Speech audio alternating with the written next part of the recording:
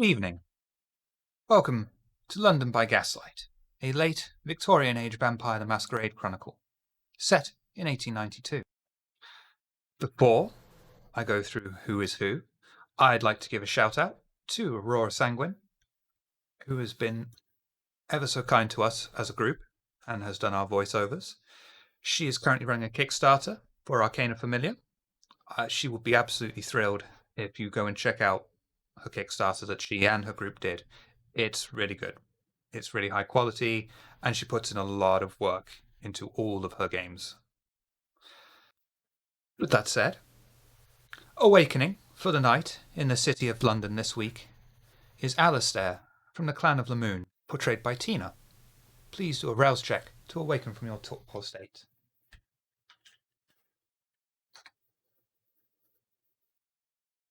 And I misspelled Alistair. There we go. Gain a hunger.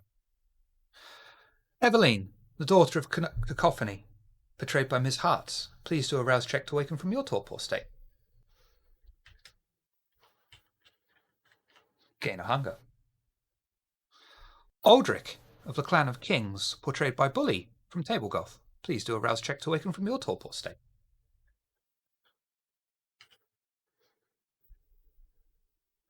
Thurston, of the Nosferatu, the Clan of the Hidden, portrayed by Nitro Typat.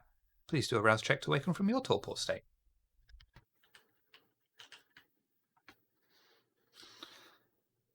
Sir Drake Burton.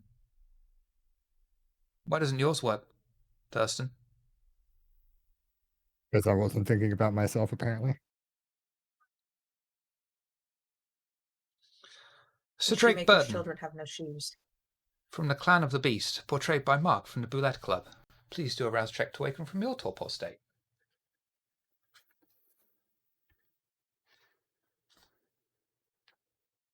Excellent. Inspector Grey, from the Clan of the Hunt, portrayed by Noscavian. Please do a rouse check to awaken from your torpor state. Gain a hunger.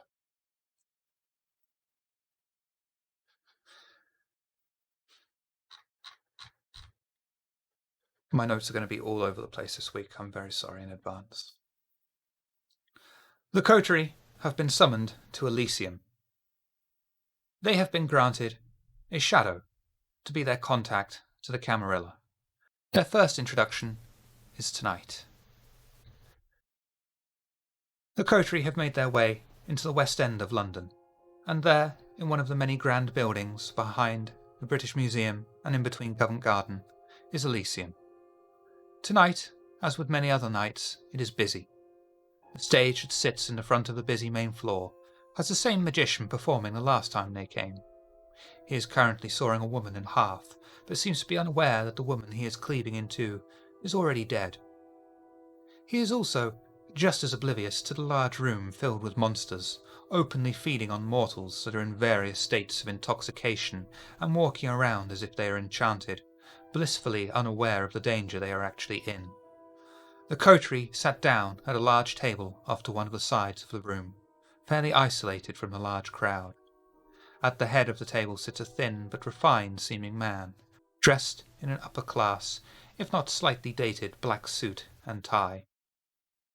He gives a small nod to the Coterie, and begins to address them directly. Good evening, Childer. My name is Dirk. I have been assigned as your shadow. Your actions reflect upon me. Your consequences are as much to mine to bear as your own, and I'm sure we will have a fruitful relationship together. As you can see, one of the Assamites has joined your coterie. This is Inspector Grey. Unsanctioned Amaranth is a heinous act within the courts of the Camarilla, and we are pleased to have one from the Clan of the Hunt here to bring this order to chaos. In addition to him, Sir Drake Burton has also been given to you, from the Clan of the Beast. He has very recently returned to the Empire, having travelled extensively. I'm sure he has many interesting tales for you. You are, of course, a large coterie. However, this will work well should any of you find yourselves preoccupied for the night. You will always be at a great strength. Now, there are a great many things we need to discuss. Where shall we start? The incident that occurred in London recently. You were probably unaware of it. Many younger kindred were unaware of anything. There was some kind of incident just after New Year. Those older in the blood than yourselves heard an almighty scream. That would be the only way to describe it. Mortals, it seems, were also aware of it, but they did not hear anything.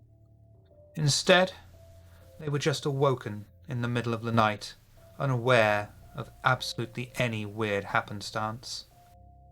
Many of the kind merely thought it was just some strange happening. Some took the chance to have a jolly old time of it, as they say. Others merely went back to sleep, but all were awoken. We do not know what caused it, and even Mithras is at a loss to explain it. Perhaps it was some kind of experiment the kine are playing around with. Perhaps it was something far worse. All of the kindred in London are to investigate any leads they may find on it, and report any discovered information back to the Camarilla and Mithras.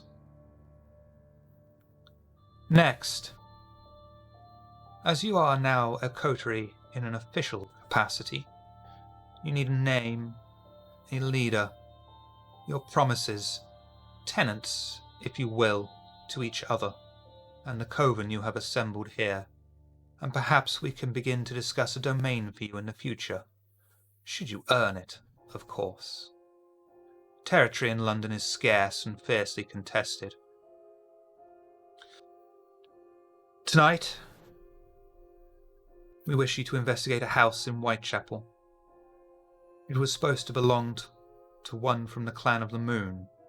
However, it is making strange noises, attracting attention, unwanted attention, at all hours. Go there, investigate it, and drive out whatever is causing the disturbance and breaching the Masquerade.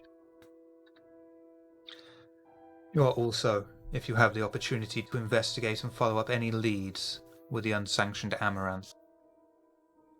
Questions?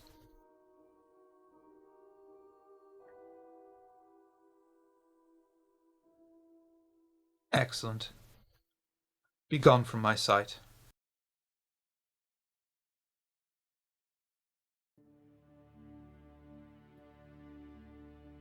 I'll lean over As to we walk Thurston. away. Go for it. Probably gonna be more substantial fun. I'll lean over to Thurston. I'm not a very good leader, but I'll do it if they need me to. Yeah,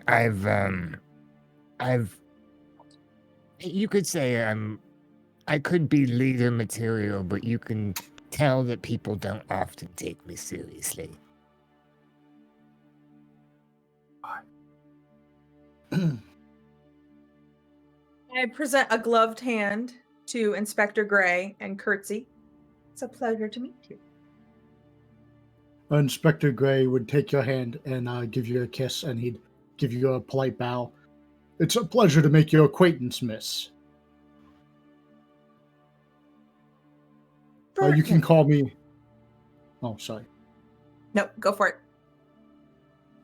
It's a pleasure to make your acquaintance. You can call me Inspector Gray, or just Gray, whichever you'd prefer.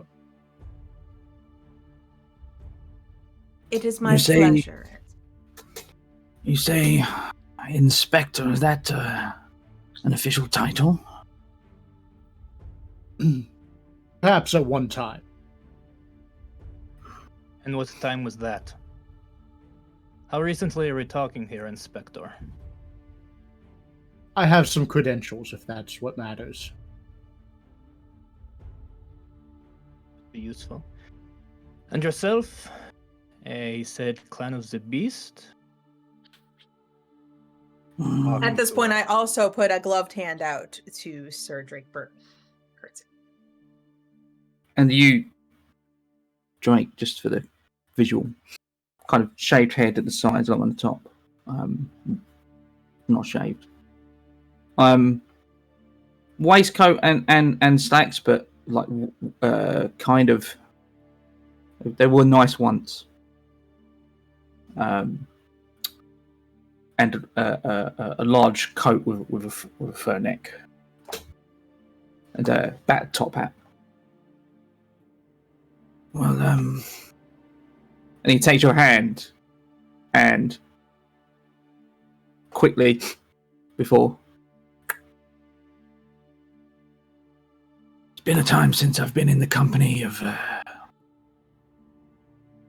Well, what did we say? He say we were Coterie. You'll have to forgive me. The terms that Kindred Society fling around. I've spent some time on my own. The language can be somewhat alien, but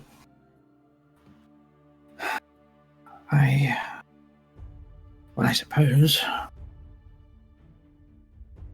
And he looks across each of you, kind of one by one. Yeah, I suppose you'll do. We have new members here with men. Refreshing. What does Inspector Gray look like? Just because Aldrich's very much appearances matter. Yes. Inspector Gray he'd have a coat, a blue vest. He would look like he's maybe not the wealthiest, but quite well off, maybe rich. He'd have a top hat too. I don't know if I'll wear a top. Well, before we proceed, is there anything either of you new to the group would like to tell us about yourselves, or do we want to jump right in it and learn as we go? You'll find we're quite busy once we hit the streets, so now is your time if there's anything you need to say of importance.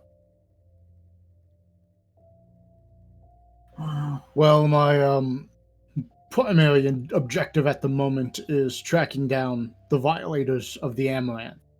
It's quite important that this atrocity be stopped.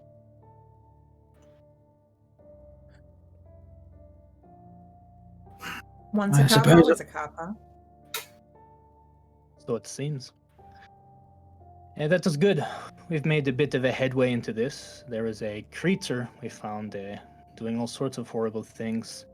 Well, you don't have to deal with that. We took care of it for you. You can ask Thurston about it. He had a very intimate encounter with what was down there. We have some other leads we can track down, but it seems this Whitechapel takes precedence for the moment. Whitechapel. But of course, You'll have to forgive me. You may have to bring me up to speed. I've not been in the city for a decade. I am I've new to been- the city as well, so I'm very liking this way. It's a very quiet place. Nothing has ever happened there. Speaking of our last encounter, Thurston, you look it would be a lie to say you look better, but you look less injured. How are I'm you a feeling? little worse. I'm a little worse for wears, but nothing I can't deal with, you know. My dear Thurston here was quite brave when we confronted the monster. Dove right in. Perhaps with more friends, it will not all fall on your shoulders this time. Not afraid of a scrap, are we? No, he is not. Well then, if there's nothing else, who knows the best way to Whitechapel from here? They did talk about a leadership and whatnot, and I'm not sure if that's a discussion we want to have now, or perhaps we take care of business and then we discuss. We could always head to Whitechapel, and that way, Walk and talk, as they say. yeah, get to know each other a bit better, see strengths and weaknesses, that and such. Sounds good to me. There's a point. Unless there are any objections, of course. I'll look to Evelyn, see if she has any input. I think it's something that remains to be seen. But of course. Off we go then.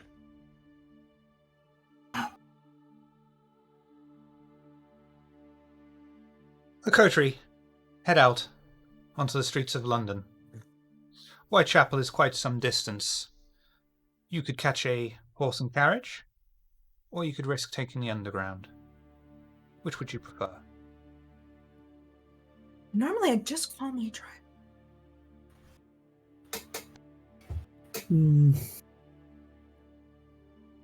I myself prefer the underground, but I know that our esteemed colleagues here don't tend to enjoy it as much. I don't mind it. I wasn't talking about you, sweetie. Oh, It smells of piss. Perhaps for the the sake of the other bystanders in the city, we get a covered carriage, Thurston, for you. And we certainly wouldn't want the lady in the underground. She absolutely needs a carriage. One large carriage, then, or perhaps two. You can fit in one. The Coterie have no issue finding a carriage outside Elysium, hailing it down, and telling the driver that they're heading to Whitechapel. Is there anything you wish to discuss on your journey? I would tug on Sir Drake's coat. Yes. I get real close to you. Don't look at that one. It'll make you fight when you don't want to. And I point to Aldrich. Little Moonbrain, those who don't know me come to learn that I don't have much sense. We'll get along well. And I sit back in my chair.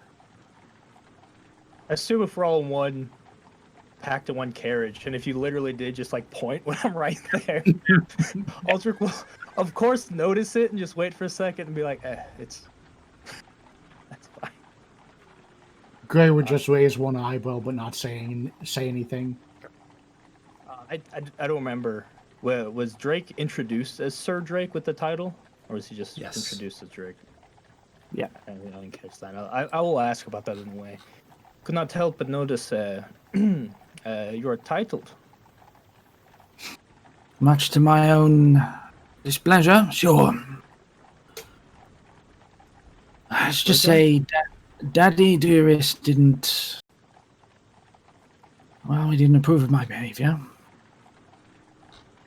But a title is the honor. Until you have to live with one. Then you find Or claim a title. it's an anchor around your neck. This title of yours, does it come with I assume you have lands near here then? What's left? Unfortunately, Father was well, let's just say he wasn't too good with money. And my eternal shame that I conferred to the family, well, short on friends, short on money, and short on personal health not too long after. See, most tragic indeed. It seems many houses these days are, well, it's a sign of the times that people in our class used to not, money did not matter. It's a shame that it now suddenly is so important, and that there seems not to be enough of it as there used to be for us, deserving. Deserving. So true. And Oui. pray tell, Aldrich, what have you done to deserve it? It is in the blood, my friend. Oh, you're one of those. Oui. But while I deserve it, it was still taken from me. That's why I find myself far from where my blood, my family, and my title matters. So I'm hoping to do better in this quaint country. Well, Do you have a title too?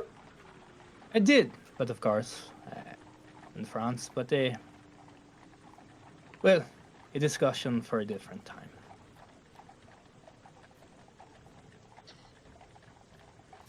every man deserves his own freedom, Aldrich. So, Some more than others, yes. with that in mind, perhaps it's this little arrangement of ours, I'm going to gesture around the carriage, will prove in everyone's benefit. Let us hope. We're all at the mercy of the Camarilla. Titles or not at the moment. The Camarilla. Yes, apparently so.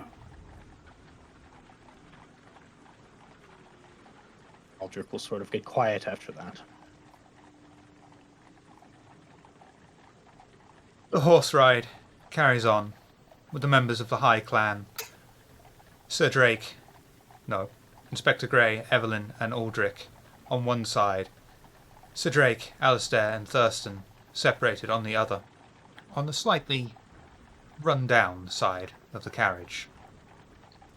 They continue their journey in a respectable silence, eventually pulling up along Whitechapel Street and head out of the carriage. The house that they're looking for is quite obvious to them, even among the dilapidated streets.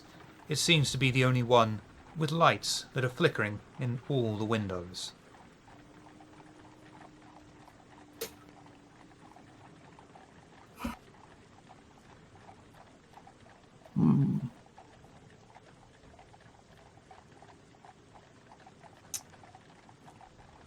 Well, it appears like this is where we are to be.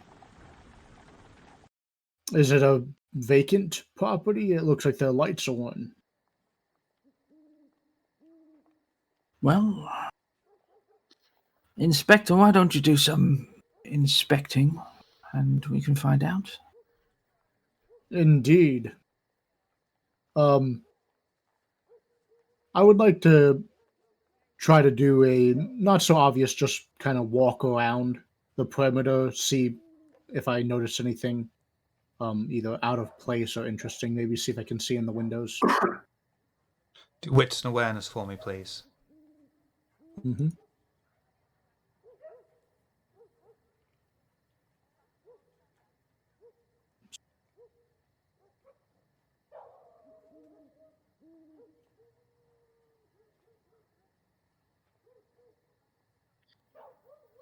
The property itself seems a little run down on the outside, no more so than any other house on the street. However, it does have a very particular smell about it, the smell of death.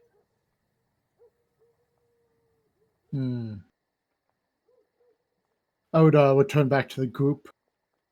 The house looks to be in reasonable condition, but there is definitely a deathly odor about it. We should definitely proceed. There's something not quite right. Should we Didn't- proceed? Do we knock on the door, or should we have some of our esteemed members perhaps take a look around, get a full survey of every angle of the place, and then decide our approach? Didn't our shadow say that somebody from the Clan of the Moon lived here? Indeed, he did. I'll go up to Aldrich. I don't know if you know this, but we can be sneaky. You probably want to. I don't know. Can you see invisible things? In a sense, yes. What do you say? Perhaps you want to. This is a good point. Do you think what is your relationship with your clan? Do you think there's some camaraderie there? Should you take the lead and perhaps have a discussion with the Masquerade Breacher? I can. I think this is a good option. If it's something you're comfortable with, of course. He just walks off. I'll walk up and knock on the door. As you knock on the door, it slightly opens for you. I turn back, I shrug, I open the door. You will be entering, I take it? Yeah, I will. I will follow. Yeah. There you go. Well, follow course. Everyone following. Again, I will take Aldrich's arm before I walk in. As you enter, you step into a dilapidated coven of disused hallway. Cobwebs, dust, and pieces of debris dot around the modestly large hallway. The door slams shut behind you. It seems as though some brave or desperate souls have already ransacked the building of anything worth having, and things not even worth having. Even the doors have been pulled out. The stairs that lead up to the second floor of the house have been gutted out from damp, woodworm, and age. Looking upon it, there seems to be no obvious way up. A doorway, long missing its door, leads around the back of the building, and to their immediate left, a broken door with large splinters jutting out precariously barely hangs on the half hinge. As you take in the sight, a voice reverberates around the hall. Welcome, children of Cain. I immediately run and hide behind Aldrich.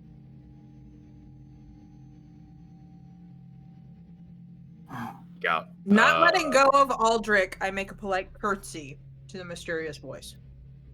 Burton's hand goes to his hip and just brushes the coat back, and you can see the hilt handle of a very strange-looking sword to you.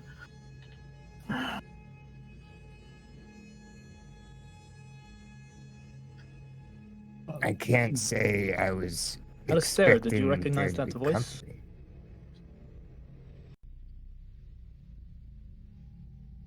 Nitro was talking. Did you want to finish, Nitro? No, I did finish. It's fine. Okay. Yeah, it was generic disembodied voice coming from that way, and I just point to a random direction. So you all heard the voice as well, and his insanity isn't catching. Indeed, I something. heard the voice, and it sounds like we've been welcomed as guests. Yes. Yes, I know the difference between voices and music. Should we talk back? Normally, I just try to ignore them. Good sir!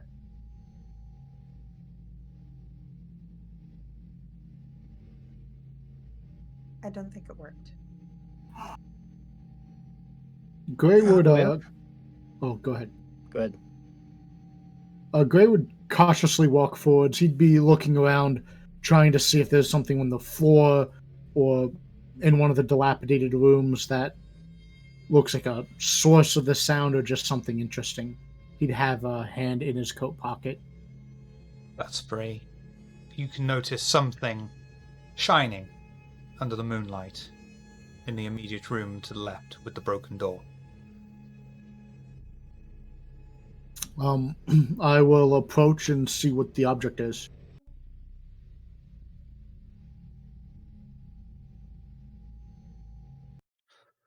The cold room is almost bereft of anything.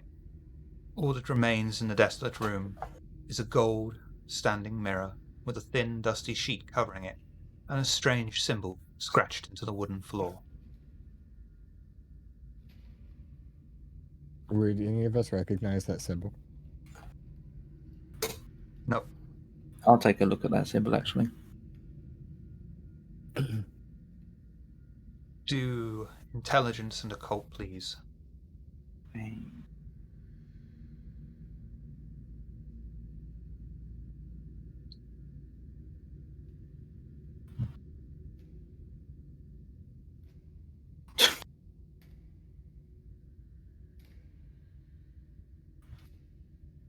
Sticking with it?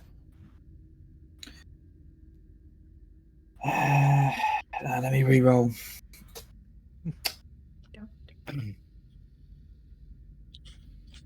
No, WP re-roll. That's much better. Nice. You take in the sight of the room, and you recognize a symbol of devil worshipping upon the floor.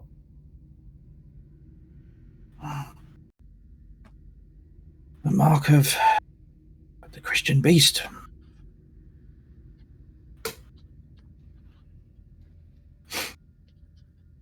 Devil worship. Has Where? everybody come into this room?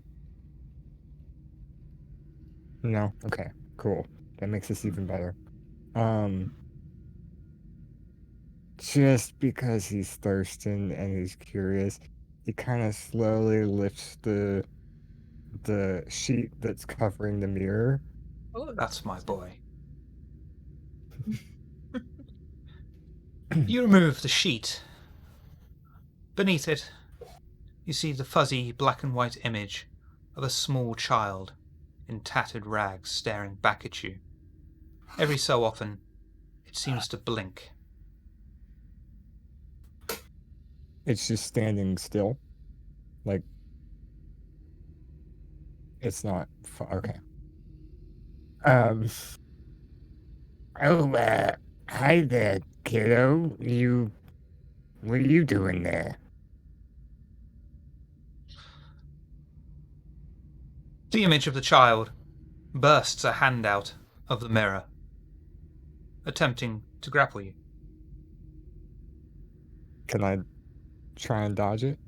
Dexterity and athletics, please.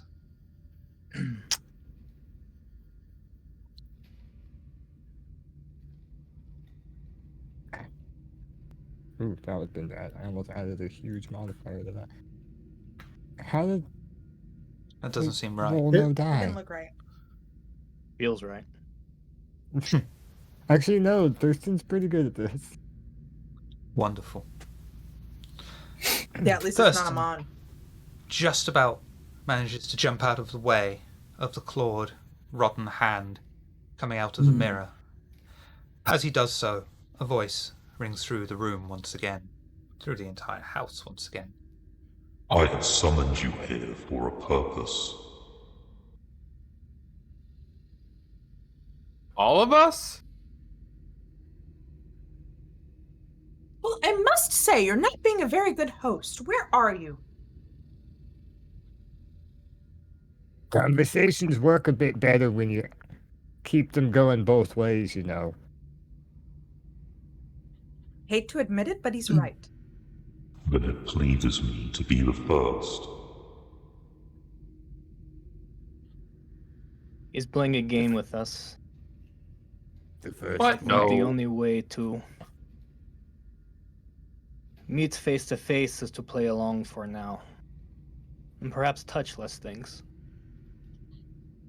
It's a mirror. I couldn't help myself.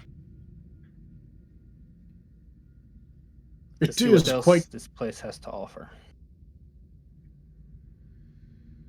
It is quite challenging to understand why one's been summoned when we're not told what the task ahead is. When I jumped back from the mirror, did the drapery fall back down and cover it?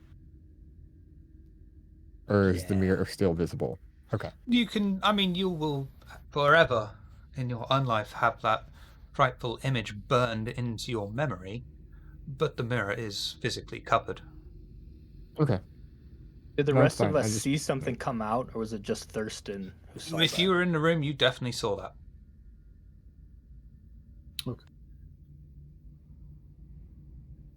Thurston, good sir, what was that all about with the mirror? I don't know. There was a creepy child, and I'm not good with kids. Never was, never will be. And this one just didn't seem to like me very well. Indeed. Where is the child's nanny? I don't think that's what we should come away with in this situation, but I get where you're coming from.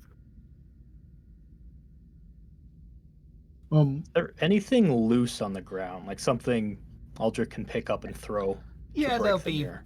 bits of debris, small stones. Yeah, just without further discussion, one moment, and he'll gently remove Evelyn's arm from him, and he'll reach down and pick up a stone and just smash the mirror. Free action, and the stone disappears into the mirror like a stone rippling through a pond. And I take a step back, a little startled at that. You're real lucky. You know you could have bad luck. You break a mirror. I cannot get any worse luck than this. Let's get out of this room, though I'm not sure the other rooms have anything more pleasant to offer. And he's take Evelyn's arm again, and she lets him in. Try to get away from this very disturbing mirror. Gray Into would my life. stride out. Oh. Gray would stride out and he'd speak with Aldrich. It would appear, based on that mirror, that perhaps it's a portal of some sort. Would it be prudent to investigate further? I'm sorry, portal? I do not understand. Portal to where? I haven't the foggiest. Just you threw that stone, the mirror rippled, and it was gone. Oh, I did not like any bit of that. It is curious, but I have learned I am not as curious as our friend Thurston. Certain things I am very comfortable leaving well enough alone. But Inspector, I assume, since it is in your blood to investigate such things, by all means. Though if it goes somewhere, it is not somewhere I would like to go. Perhaps the master of the house will have more information for us.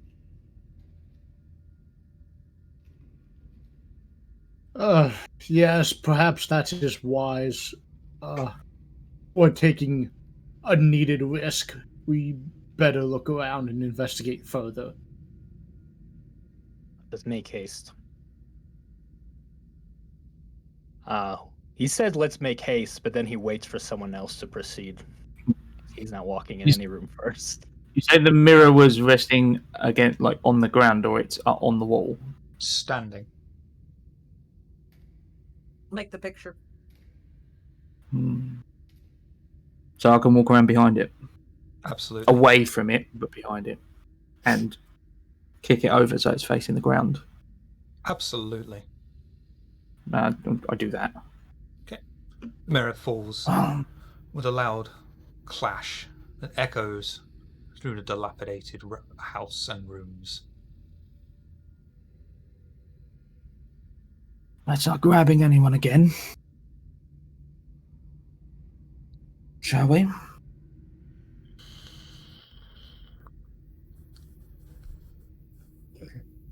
I'll just walk out.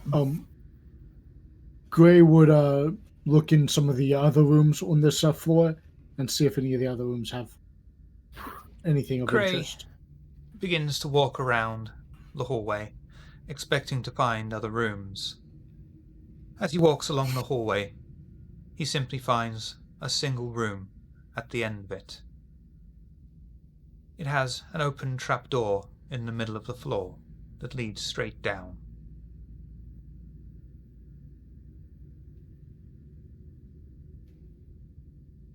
Good fellows, it looks like there's a trap door down here.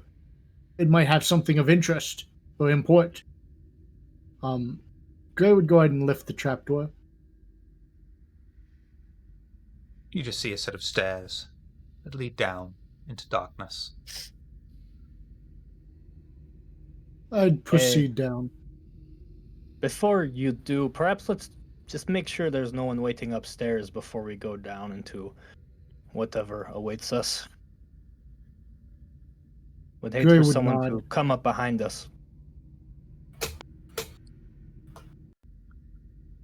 Indeed, certainly.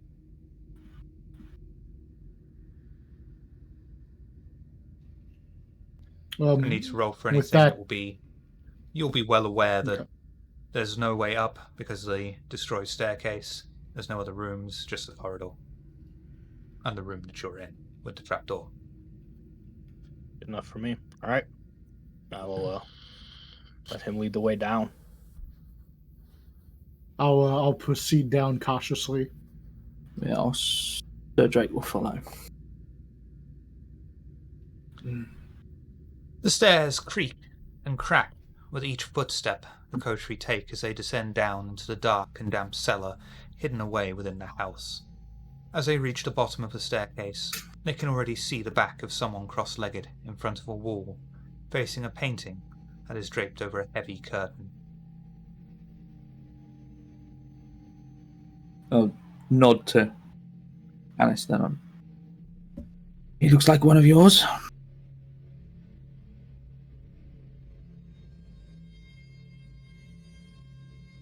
I walk up real slow. Does it look like a guy or a lady? It looks like a guy. Sir?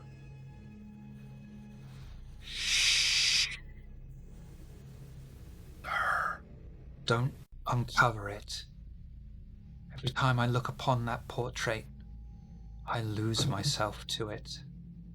I don't know how much of me is left to give. No matter how much I want to belong to it, I am not ready to lose myself to it.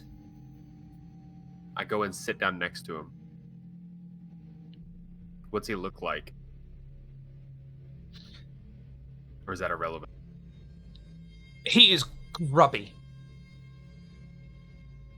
I look back at Thurston.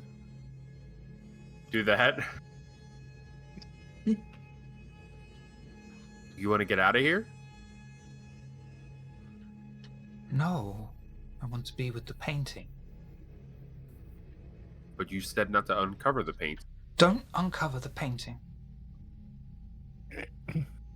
So you want to sit here and look at a sheet? Yes. I want to look at the painting. But I can't look at the painting. There is in fact a painting in the room that's covered. Mm-hmm. Yeah, I'm sitting next to him, we're looking at it. I mean, you would be able to conclude at a reasonable, level-headed guess that there's a painting underneath the heavy curtain, but there's most definitely a frame. What's wrong with the painting? It's of someone important. Some dark beauty that swims with my soul until we come to a whirlpool, and I feel myself sucked into it. The portrait speaks to me. It tells me what to do. It is she who told me to slaughter all that dwelled within, and any living creature that enters. I present their carcass to her, and she consumes them. She is happy, and in return she presents gifts unto me. Is she the one that talked to us when we came in? Who I talked think that to was a you? man's voice. Oh. You didn't hear those voices? I hear the same voices that you can hear. No, I mean the one that everybody else can hear too. They can hear voices too? We heard one. Real deep. I hear many voices. Right now, yours is the loudest. Just to That's double good. check, can I cast Sense the Beast on this person? About to ask Yeah. someone. I will display it. Animalism. No, resolve an animalism, please. Perfect. This image of a person is most definitely kindred. Okay. When you say And- the image of a person, you're referring to the person sitting on the ground, correct? Yes. Okay. Just double check. I drop Aldrich's arm, walk over, and peek underneath the covering. I say, no, don't. Okay. As you look under the painting, under the sheet, you see a painting of a lady. Despite the blackened marks of age and rot covering the painting, it is obviously that of an elegant lady, dressed in an expensive-seeming white dress. She has uniquely perfect skin. It is immediately obvious to you, as you look upon her, this is the most beautiful figure of a human that you have ever seen. Gazing upon this seemingly innocuous figure is the most enthralling sight of beauty you have ever seen. You run your eyes over the figure's dark and immaculate hair, running your eyes up to her dark and elegant eyes. They scream with dangerous allure. You can tell, as you look upon the work of art, it was crafted by a master of their craft. You become enraptured with her as you look upon her, lips shaped like Cupid's own bow, and the colour that surpasses any of your vocabulary, as it was as if applied directly from God itself. The figure that defines beauty by all accounts seems to have black tribal markings upon her cheeks and a slender, enticing neck. As you stare, stunned at this, you are reminded of the beauty of angels, something you have only heard about, but will always and forever be out of your reach. For a moment, it seems as if her eyes slowly flicker, mesmerizing you as you look upon it. Destroy him, kindred, now, or you yourself shall be obliterated. Did we all hear that? Yes. Well, I assume. Startled, I drop the sheet in front of the. I assume the voice is talking to the person sitting next to me. No. He's completely oblivious to this.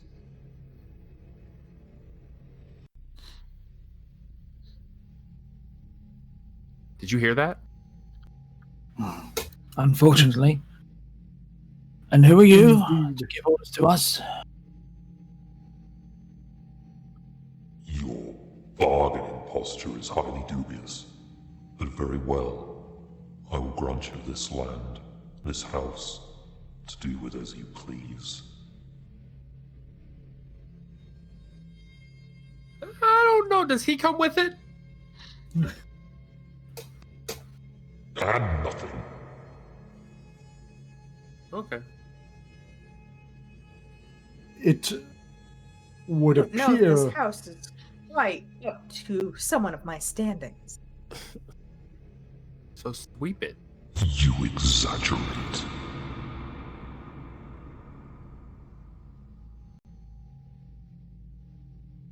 That's rude. So wait, if we were to live here, would you be like our butler? Oh, I do need a butler again. This is my command. Bring me those who are not what they appear to be, so that I may feast upon their souls. They are the one thing, the only thing that can stand in my way.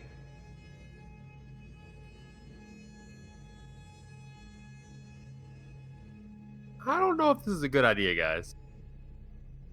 Those who appear to not be what they are. Intriguing. Yeah, but don't we do that? Perhaps I misjudged you. Proceed on the way to oblivion. Well, that's not good. This is the one that the Camarilla wanted removed, correct? And I nod to the gibbering idiot on the ground. He is certainly part of the problem, yes. Sir, referring to the one on the ground. Well, Destroy I'm a problem. him, kindred, now, or you yourself shall be obliterated. Oh, I'm a problem remover. And Sir Drake's coat comes up. Sword comes out quick as a flash as he turns, aiming for the guy's neck. I'm just going for decapitation straight across. Alistair's sitting there and he's like, Aldrich gets ready to ask that kindred something and then blast. The head flies off, and with a wet splat, falls onto the floor. You belong to me now. What'd you do? I think that was what he wanted. obviously he cut his head off.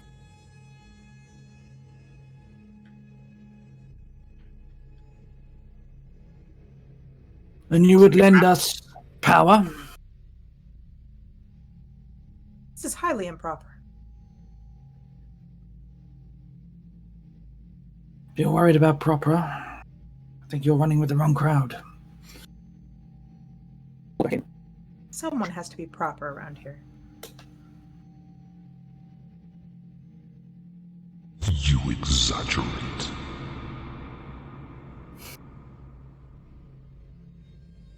Again, that's rude. Rude if it's true. Still rude. Well, I suppose this property is ours now? Not quite. There's more. Is this all there is down there, or are there more rooms? That's it.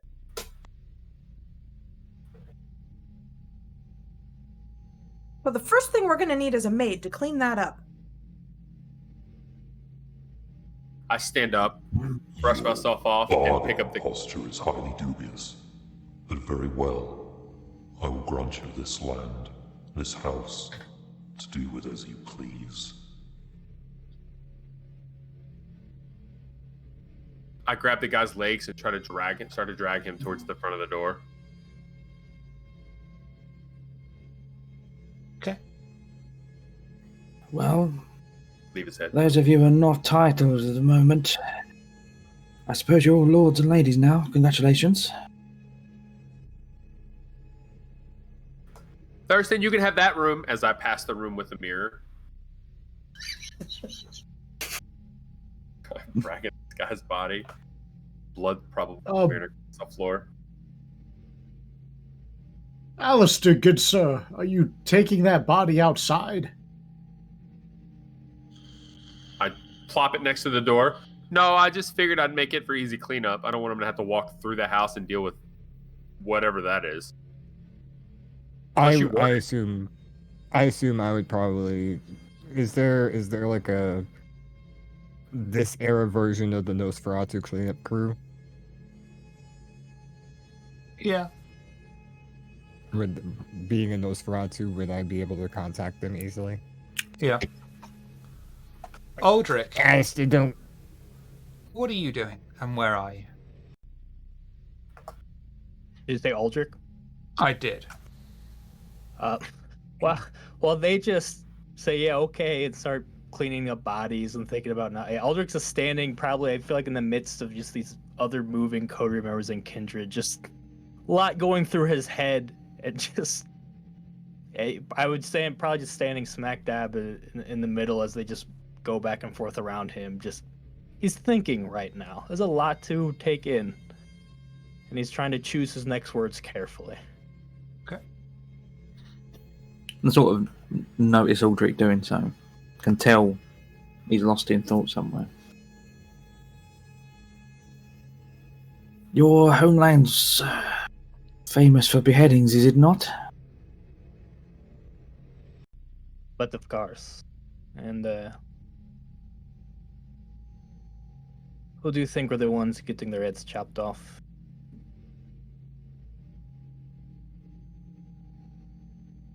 Oh, Wow. that's why you strike first. There's much I would like to know. The voice. Alright.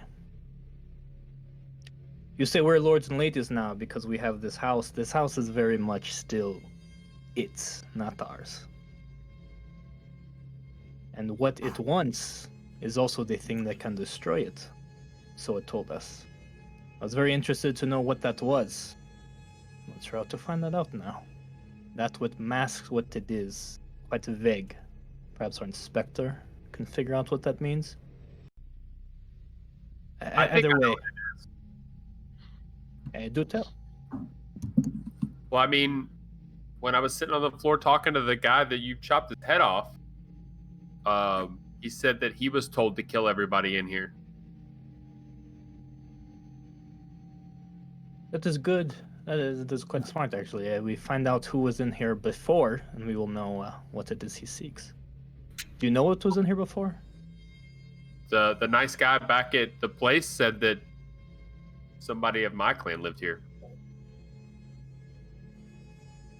which I think was him. Perhaps. Oh, sorry. Go ahead. Perhaps this is some cursed abode whose ownership and deed is transferred by the blood of the previous owners. You exaggerate.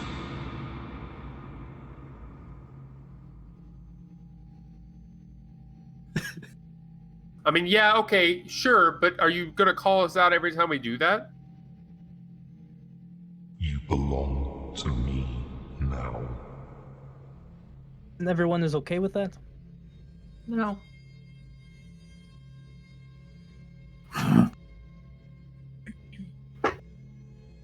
I think it's all rather exciting.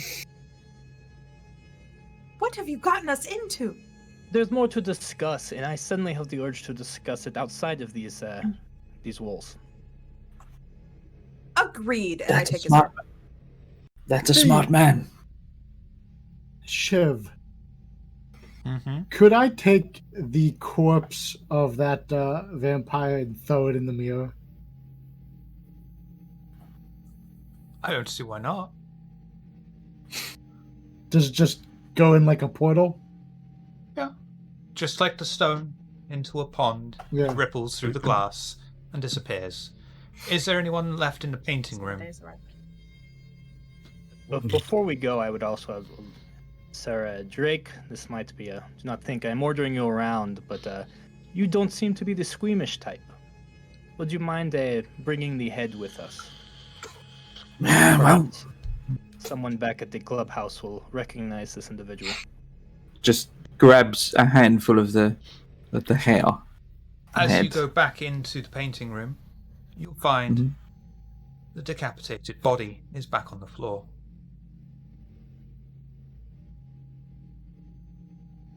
Well, that's one mystery solved. I'd shout out behind me.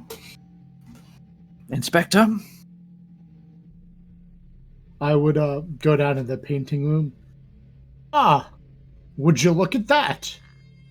Most curious. I throw the body in the mirror and it appears here. They must be linked or connected. Is there a rock somewhere nearby, Shiver? Just Oh, go yeah. past that. Wait a second. I pick up the rock and run in the room and throw the rock as hard as I can through that mirror, hoping I hit somebody.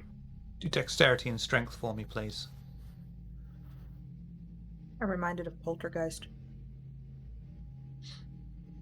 I've already put two and two together, so Drake is standing out of the way. The moment he leaves the room, he's like, okay. I feel like as soon as he said, wait a minute, we're all like, okay, let's not be. No, I am a Valkavian. I am not strong. It's like, bloop. Does The rock those go ahead. The rock splashes through the mirror. Anyone who is left in the painting room immediately sees a rock feebly drop to the floor in front of them. I put Where my did head it out come the door. from? Did it work? Quite.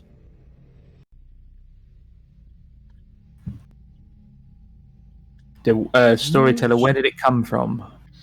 It appeared to have just dropped from the ceiling. Okay. I'm gonna go in myself, see if I come out. Oh God. The next logical step in this experiment, yes. Does nobody stop me? Of course not.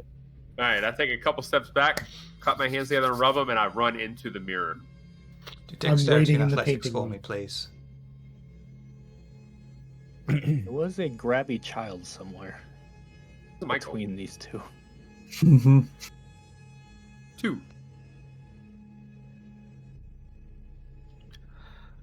You plunge through the mirror, causing yet another rippling effect through the glass upon it. You fall face first onto the wooden floor in the painting room and take 2 superficial damage, halved to 1. Cool. Question. When I was running to the mirror, did I see that child? I mean, you saw it in the mirror itself. So I ran at the child and just jumped through. Did it try to reach for me as I was running for it? You were too fast. Okay. Ooh, so the child's still just lingering there in the mirror? I don't So I groaned a bit. Okay, no, it worked. I limp back to the back of the room. Aldrich's just gonna be waiting outside. He doesn't want to talk about anything with that voice listening. Evelyn's Real still be on quick. Aldrich's arm. Real quick before we cut to them, because I'm curious about something. When Evelyn looked at that painting, did we all see it? Or just her? She probably didn't lift it high up enough to have exposed it to absolutely everyone.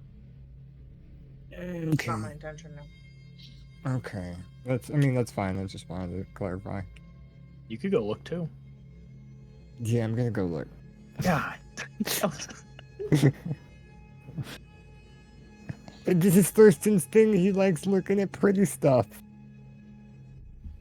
You see the absolute perfect lady in the frame. Okay, my next question. Do I seem to see any resemblance to the child No. in this person? Okay. Worth the shot. Alright, you guys go talk outside.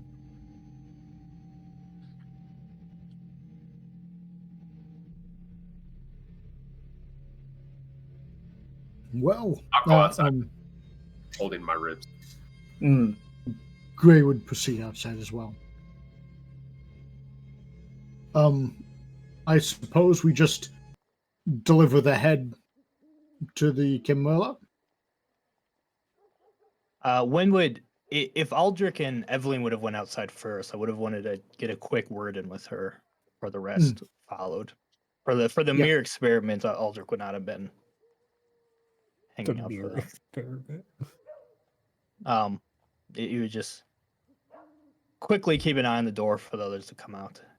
So I have no intention. We'll of jump staying to at the Aldrich place. and Evelyn reflecting on the situation. I'm sorry. I would turn to her and I have no intention of staying in a place like this. Do you? Not at all. Seems This is quite a... way beneath people of our stature. Yes, that is one reason. Interesting that's your first reason, but also it seems incredibly dangerous. But if there is anyone who can feel at home or at a place like this, some of our coterie perhaps, perhaps it'll look generous if we were to allow them reign of the place, shall we say. I at first was just going to refuse And a the whole maid and a ordeal, butler. but yes, I think I am interested to know what's going on, just I don't want to find out for myself, so perhaps we let the rest live here. Yes, I have no intention of living in such a place. But, well, I agree with your sentiment. Instead of telling the others how gross it is, perhaps we let them know, wow, what a fixer-upper. There's a lot one can do with this place, with the right imagination and elbow grease. What a shame we don't have the time for it, though, but how lucky they are to have it, yes? Agree with that. It's up to them to fix it up. Yes, I don't want to feel like this is something where it is trash that they're picking up, but it's something to be proud of. People like that, they don't have a lot, you know? Yes, it is quite sad. Yeah. I just want to make sure we're on the same page. I understand, good sir. We'll wait for the rest to throw themselves through mirrors and come out.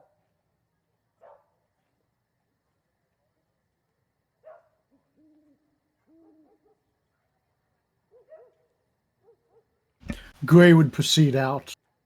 Ah, quite a interesting abode. It certainly needs some renovation, but I think it could look nice after it's constructed. This is precisely what I was thinking, yes. Quite a gem to be polished.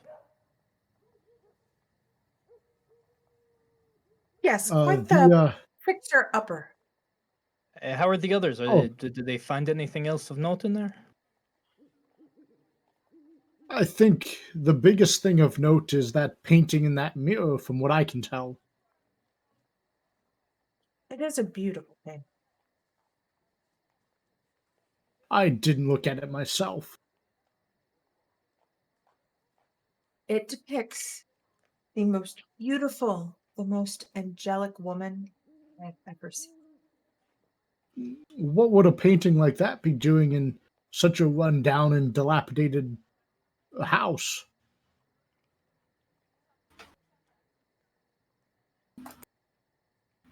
Good question. Do you feel any less of yourself? The individual there before, he had talked about losing himself. He seemed to talk in a literal sense to the painting. Storyteller, I think I seem okay. Yes. For now. That pause. Well, she was quite beautiful, and I could see how a man might be enraptured with her. Evelyn, do a myself. willpower check for me, please. Oh no. Oh boy. Oh yeah. Sticking with it? All that willpower in one. Yeah, we'll stick with it.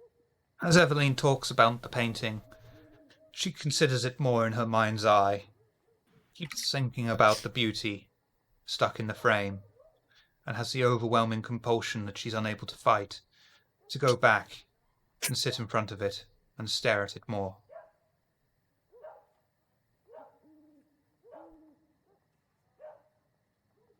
It's a very good point. I think I should go take another look at that painting. And I think drop we're Aldrich's arm and start to head inside. Just getting ready to go. I will start to walk out the door as she goes back in. Where's she going? I believe she wanted to go look at the painting somewhere. That's not good. No, it isn't. It's the building is. I see potential in it. We could renovate it and fix it up, but that entity that speaks to us is most concerning. I have no experience on dealing with entities. Do either of you? Well, no. No, not at all. However, seeing those shenanigans with the mirror, and it appears there might be something going on with that painting, I have a bit of an idea. Gray would go in and he would try to carefully move the mirror down into the painting room. Okay. Ooh. this is gonna go bad. Just gonna peek through the door and watch Evelyn walk to that painting again. I'm not gonna get anywhere close to it. Infinitely. I would like to point out that Thurston's probably still in the room with the painting. Oh yeah, Thurston's looking. Oh, Thurston, do a willpower check for me, please. Yep, that's what I was waiting for. And guess whose willpower isn't that high? Doesn't Okay. matter. Look how high mine is.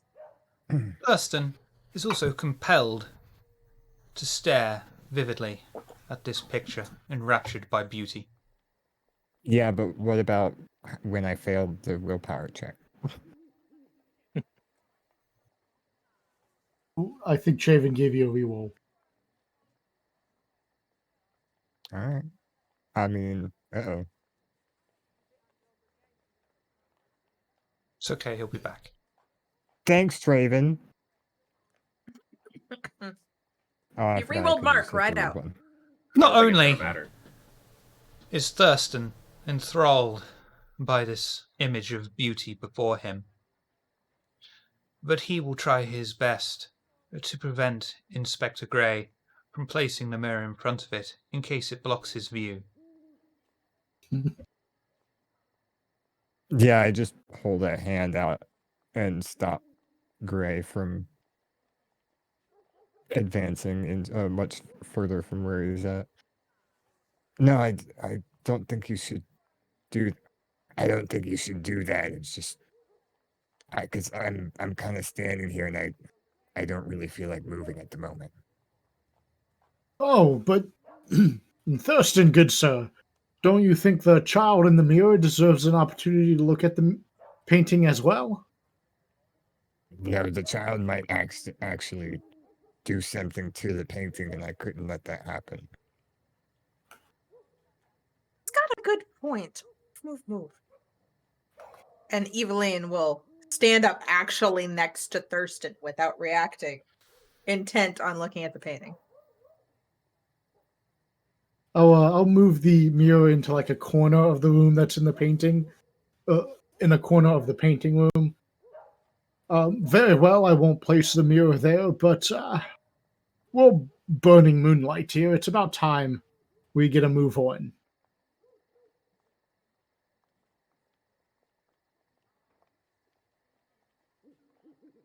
Just a moment. Yeah, Eveline, do a willpower check for me, please.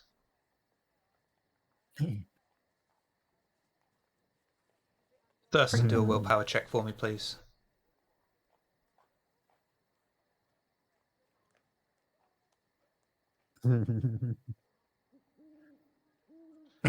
Eveline is able to pull herself away from the painting, even though it will be remaining in her thoughts, at least for the remainder of the night. Thurston, however, is not so fortunate, and is stuck, staring upon this visage of beauty before him. I go up and try to pull Thurston away. Come on, it's time to go. No, just like 5 more minutes. Five more minutes. Oh, Mom. Thurston, good sir, if you want... Oh. Do for me strength and strength, Thurston.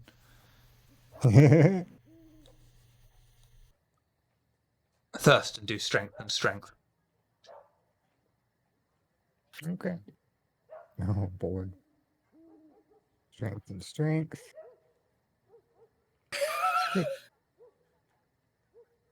Of course.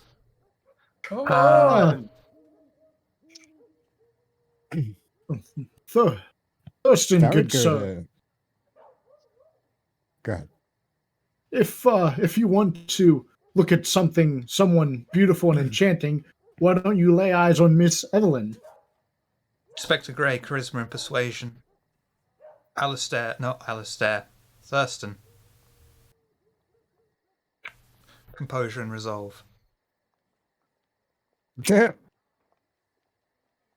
What's I mean, I'm basically asking you to do a willpower check at that point, but it's fine. I know, but it's essentially the same amount of die. Just because you Wait, willpower did is I- your composure plus your resolve. I don't think I don't think I did that right. Because I only have 4 dots in the. Hold on. I shouldn't have had 5 die there. You only rolled a 1. I think.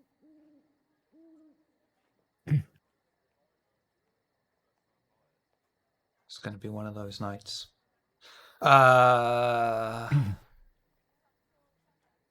Thurston, would you like success at cost? Sure. So, Thurston,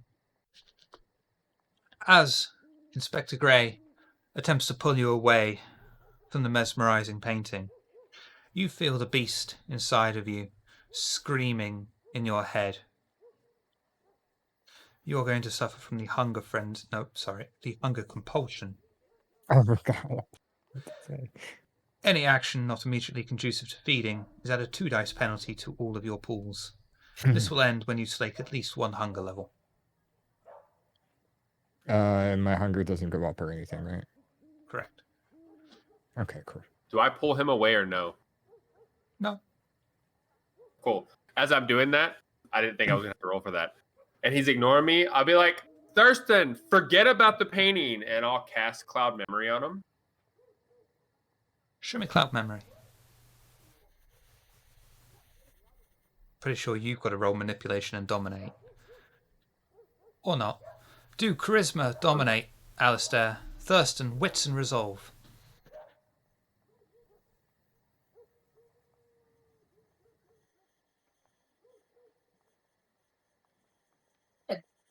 Love being a neonate, right? Or like I probably should have done tiny -2 to baby. that, but whatever. You should have, yeah. But you'll fail anyway. It's just a matter of how Yeah, badly. exactly. Mm-hmm.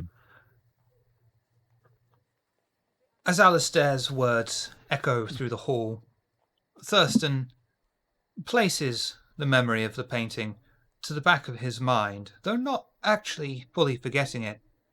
He's able to come enough to his senses to see the logic in the words of leaving right now, but will still always think about that painting, and you are still under the hunger compulsion.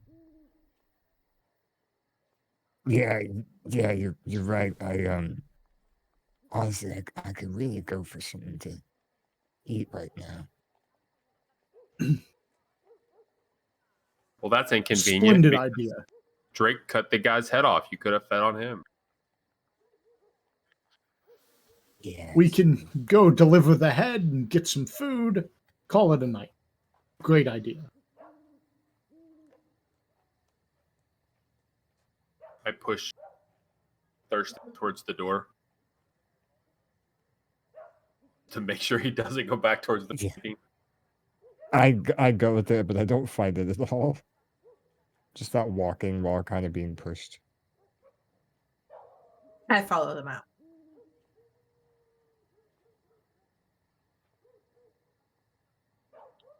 Very head out. well. Onto the streets of Whitechapel. The horse and carriage is still slightly up the road, waiting your return.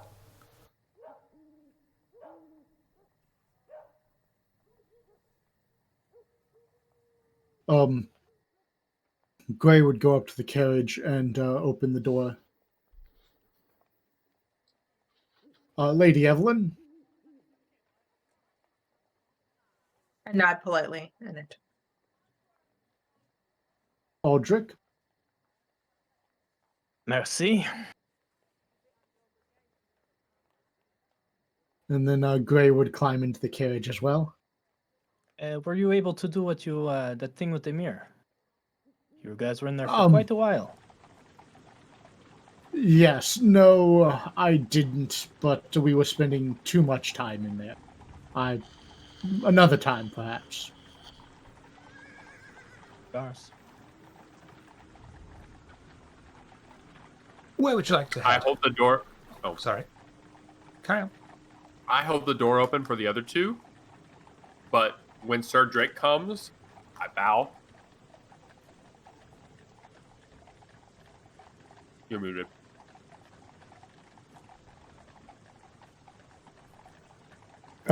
When you hold the door open for me, I I don't have a dress, but I do that like pose like I'm curtsying with a dress before you're getting raised into the up. thing.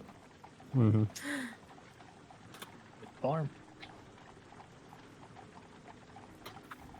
Where would you like to head?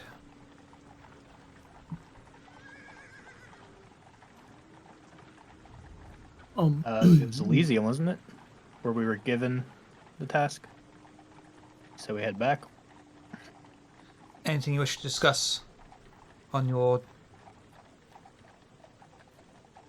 drive's not the right word, but your journey. Right. Tried?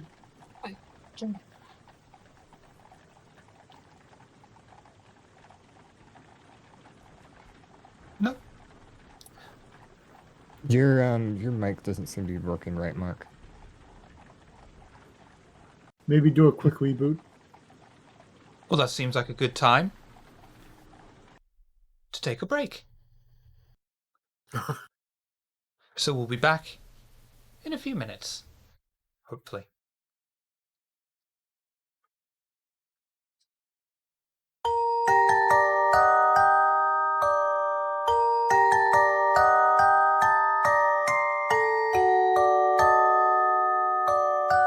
Busy. And looking over the place is a very regal-looking fellow, still dressed in English military uniform, twirling his moustache as he overlooks the entire crowd. The Coterie weave their way through the hustle and bustle and find suitable chairs and accommodation so that they may discuss their findings. Over in the corner, where they left him earlier in the night, is their shadow, Dirk. Because Thurston's hungry. You said that like all of the kind that are here are kind of all on different amounts and types of substances, correct? There are kind that are obviously intoxicated Mm-hmm. in some way, shape, or form. There are kind that are under the influence of the blood. Gotcha. Can I look around for any that might be passed out? Yeah, I don't It's my think you need particular to. type. I don't think you need to roll for that. That would be rather strange if you couldn't figure out that someone was passed out in the middle of a Okay. Elysium floor. So yeah, that's fine. That's an Mhm. automatic success. Can I go over and attempt to feed on them? Do your feeding roll for me, please. Sorry I made it kind of boring, but that's my predator type, so. Boring. No, yeah, I'll reroll some of those. By clicking the button underneath willpower that says WP reroll. God damn it, Thurston. Okay. The one thing we told you not to do.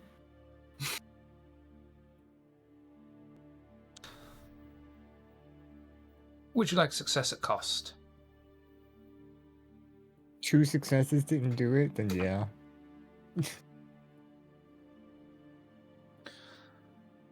Thurston sinks his fangs straight into the flesh of the unconscious victim. Unfortunately, as he does so, the beast within him screams at pleasure, and Thurston is unable to release the mortal without draining it completely and killing it. An extremely unsavory act in the middle of Elysium. You will take 2 humanity stains. You may slake 3 hunger. And Up you to get 0. very filthy looks from the rest of the kindred gathered in Elysium. Well, I imagine that since the person was already passed out, and now that they're dead, I kind of realize what I did, and kind of give the person, or the corpse now, kind of just like a little pat, like, sorry about that, and then I go meet up with the Coterie again. Even I know that was bad table manners, lad. I'm I would. I'm just having a night, you know. It's just one of those nights. You understand?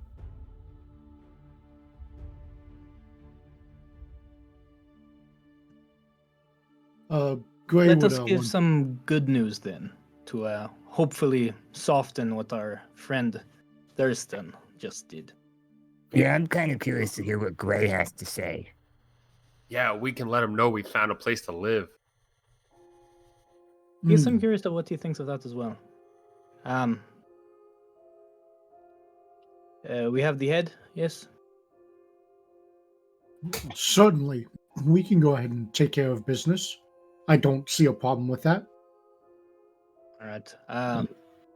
Drake strolls over to the table because he's still got the head, and just where Dirk's sitting, and just tosses it on the table. No, not like that. There you go.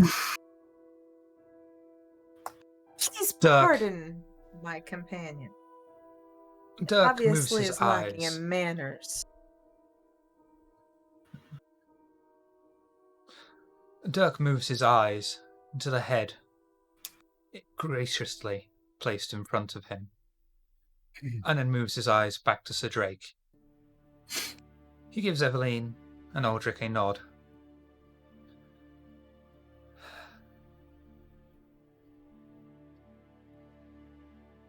Mr. Lenoir would have a very witty riposte for you. Unfortunately for you, I don't share his sense of humour.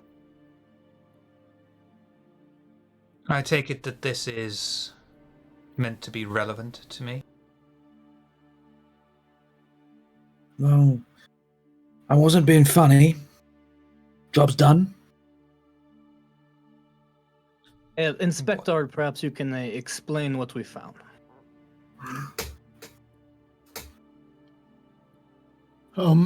Well, we went and investigated the premise, and we found this deranged kindred who had murdered all the occupants. And was he headless before or after you saw him?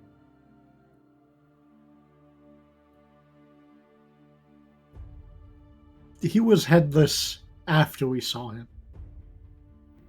So you killed another kindred without permission? I did no such thing. Then which one of you broke the traditions?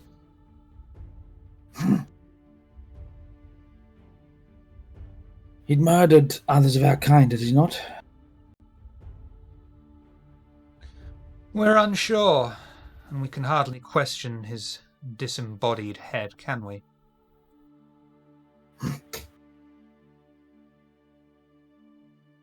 Sir Drake did act a bit hastily, but he admitted as much before his demise that he was murdering others, bringing them to this place of ill repute.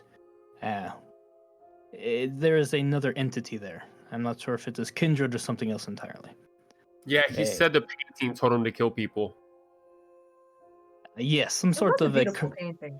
cursed painting beautiful. is what drove this man to kill. And while we were there, the painting was trying to drive him to kill again the occupants of the house, which were us at the time. Sir Drake acted swiftly before harm befell us. Would you say that his death preserved the masquerade, then? Absolument. Very well. I can work with that. Be more considerate in future. But of course. We're not the Sabbat.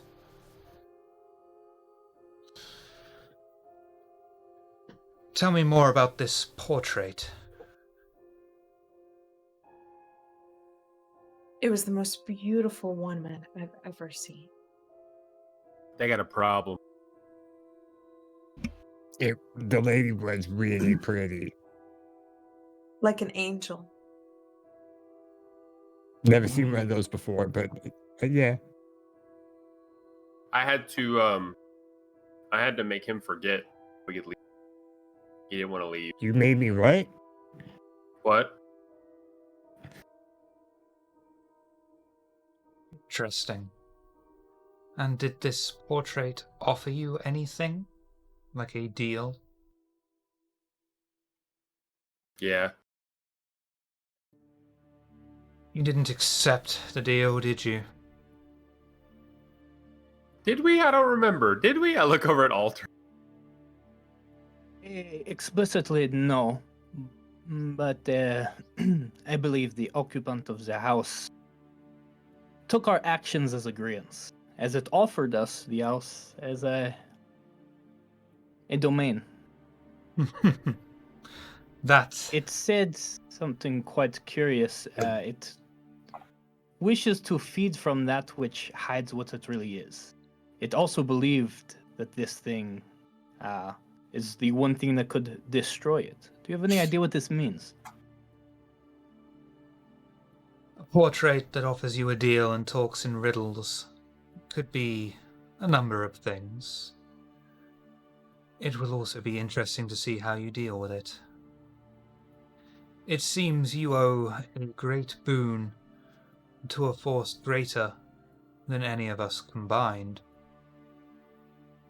I suggest you don't anger it, because you are now bound to it until it grows weary of you, or until you satisfy its needs. Whose permission do we have to ask if, say, we get the inkling to just burn the whole place down? I would imagine that which resides within it. We'll have to ask it permission. Okay. We would have no problem with you landscaping. For now, I think certain Gardener. members of our coterie are uniquely equipped to perhaps unravel this mystery, though. I believe there may be answers we can get if we tread carefully, of course. I'm sure that will provide great amusement. So, do I understand? Are you able then to give us make this official in the eyes of the Camarilla? This Whitechapel home is the domain of our coterie. If that is what you wish, it is currently, and he looks down at the head, vacant. I will glance at the others. Is this agreeable to the rest of you? Can I have the mirror? Absolute Mont. You earned it. Although the mirror did seem to like Thurston. Like is a interesting way of putting it. Mr. Dirk, is there anyone, I know it is early to be asking favors, could you point us in the direction of perhaps people more experienced with these sort of things? Perhaps who can... there's a symbol, the symbol we saw, Inspector.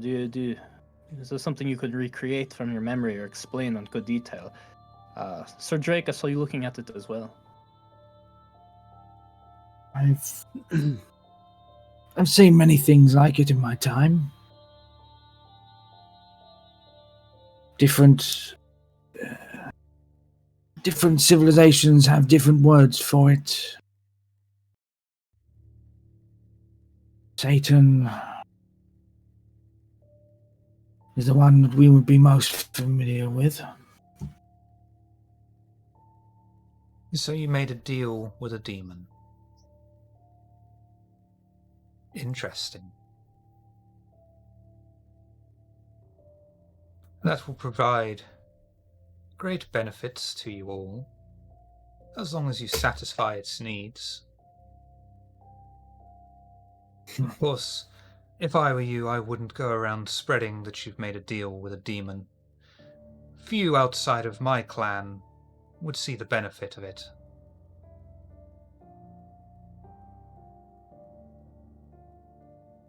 The domain shall be yours to do with as you please. I'm sorry, Aldrich. Please continue. No, I was simply going to thank you for your discretion.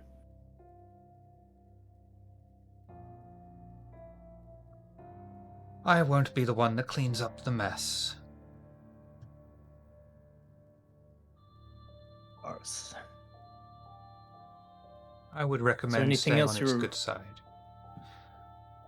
We will do our best. Is there anything else you need us to do before we follow up with our previous leads about these unfortunate Amaranths? The night is yours. Don't forget you have your own coterie business to discuss as well. Us. You have pleased me tonight and brought welcome amusement.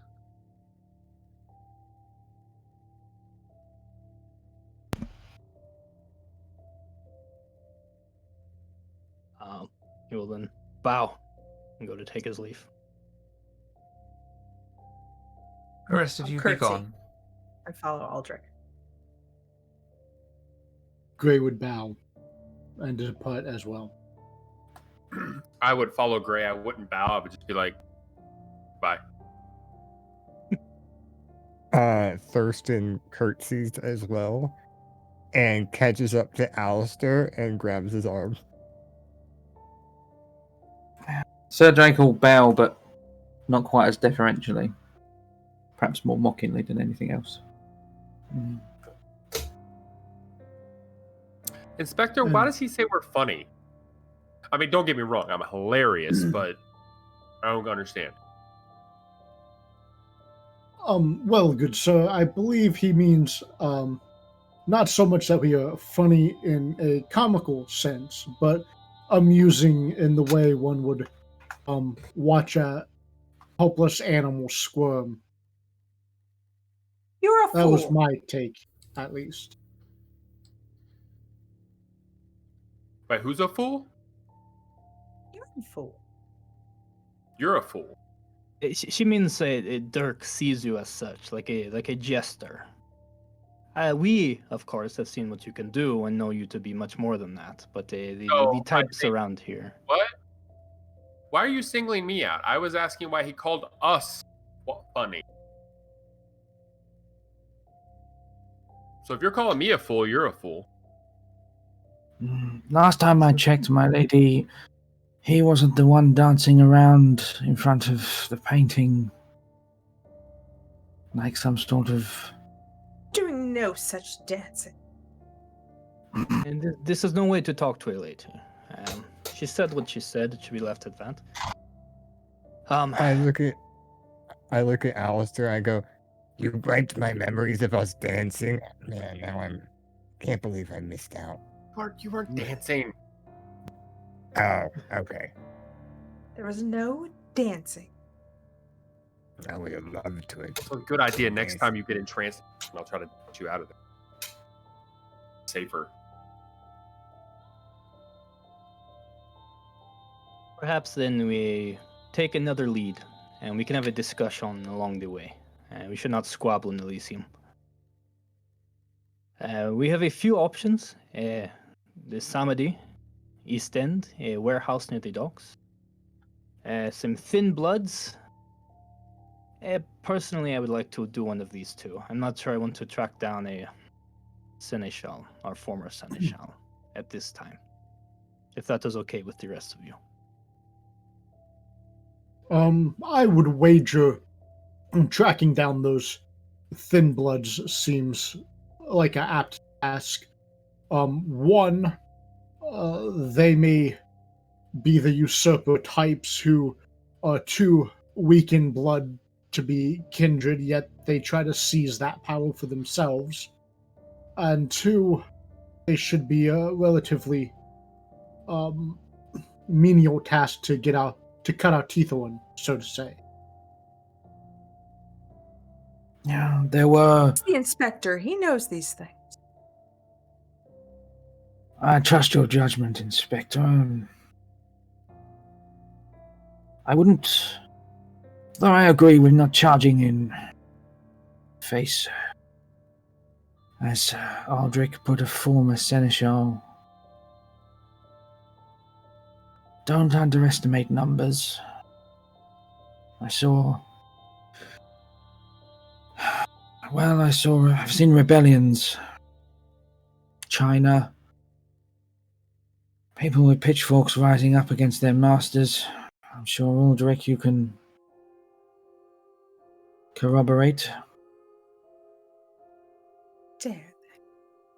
You've seen what the squabble can do if you shake the hive enough, yes? My point exactly. Don't go underestimating them just because they're thin bloods. To the thin bloods, then. Of course, we know where we want to go. How do we get there? Where specifically? Does anyone here have any contacts of knowing where one would locate a thin blood? You said these thin bloods were a rebel? I believe we were told they were a gang. I'm not sure if they meant this in a literal sense as a criminal group or if just a group of them. I don't remember might know storyteller. someone. Oh, go ahead. I might know someone who can shake some information loose. Okay. Storyteller, if we can, my criminal contact. Mm-hmm. You'll have a Just regular meeting estimating, spot but with him. Yeah. Down a particularly dark and dingy alley, the safest of places in Victorian London.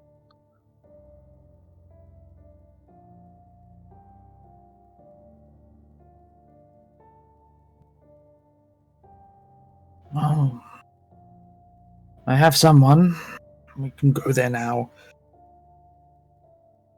I have a feeling he should be able to turn up something. Okay, let's go.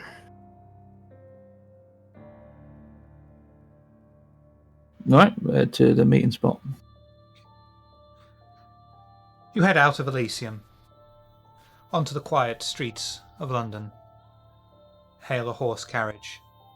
Sir Drake gives instructions to the driver to drop them in one of the seedier places of the East End.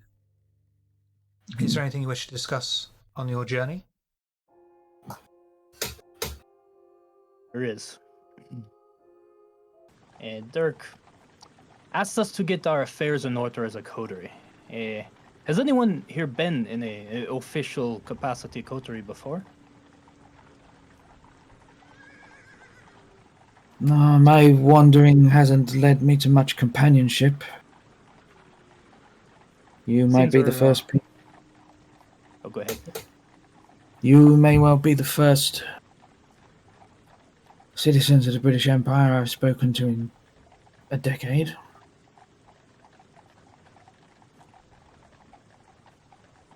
Well, seems you're on a equal footing when it comes to experience. Perhaps let's first. I mean, we have a location. We have a haven now. It is good.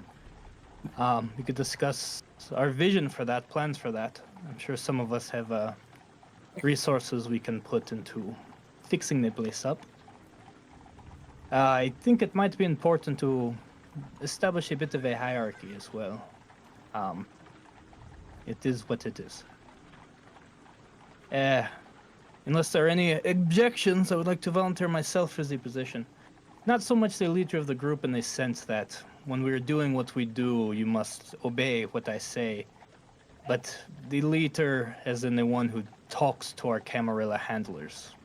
Seems I'm well suited for it, and really it is a burden if anything, but a burden I'm willing to take. For gentleman is the most obvious choice. Are there any I'd objections? second that. Yeah, I really like how you tell us what we're doing, but pretend you're asking us what we think we should do. It's very helpful. Thank you.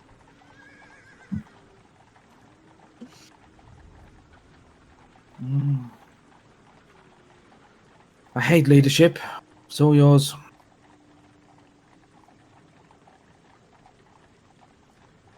I'd offer my hand in it, but obviously you've seen people don't seem to see me as very respectable. And honestly, you two command that kind of attitude much better than I do. So we are all in agreement then. Good. Like I said, do not think of me as when we're doing our work. No, I do not want to pull rank or anything of the sort. Just think of this as a formality. I will report it back to Dirk when we arrive. But glad we're on the same page with this. You're merely the master of the house. That's disgusting.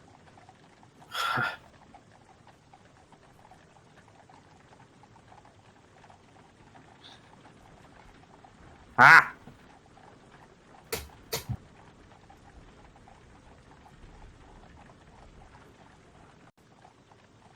I think his laptop died again. No. Oh no. Bullies? No. Life. Everybody's No. just really still. He died. Oh. Now I know what that We're feels like. RPing a little too well. Stop acting dead. I'll try. Yeah, so if there's nothing else, any other business anyone has, now would be the time. What kind of group Questions? are we? That's a good question. Like, are we the fighting type? Definitely not. I don't think so. I am. Somebody else say that. Oh, yeah. Okay. So you going first. This is a good Mm. question. I have I would say I have a trick or two up my sleeve.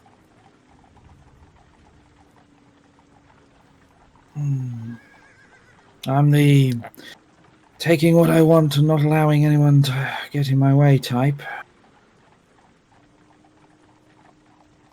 Just What to are be we clear. going to do to protect our haven?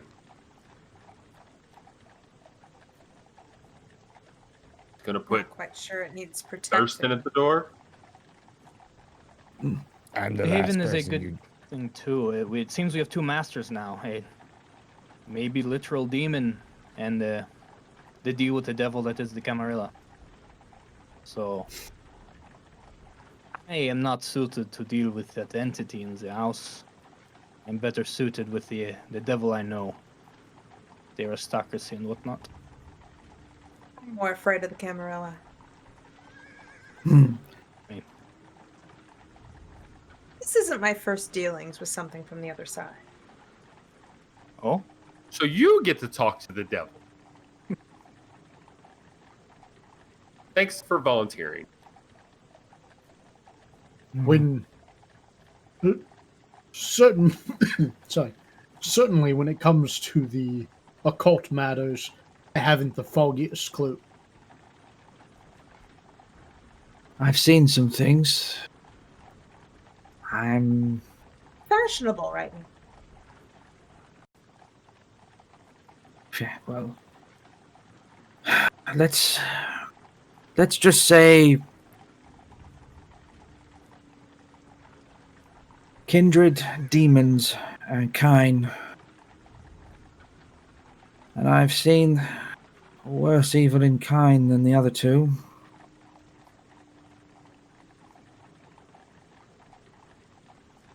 Someone needs to speak with that thing. I shall do so. Yeah, you were kind of the one that did the deed it was asking us to do, so if it likes anybody, it's probably you. Well, I wasn't aware it was a popularity contest, but thank you. It's obviously not. when it comes to Alistair posed the question what type of group we are, it seems we seem, at least for the most part, we all have individual skill sets, of course. But at the end of the day, we're effective. We get things done. If there's something that needs to be done. Whether it's of our own volition or something we are told to do. So perhaps our little coterie will focus on solving problems for other people for now. And hopefully, in the near future, we could decide what problems we want solved, yes? That's It why I'm depends on here. the people.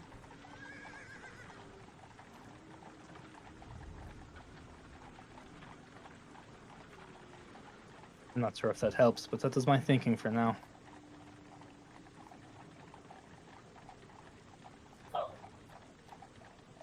Can we have a secret knock to get in?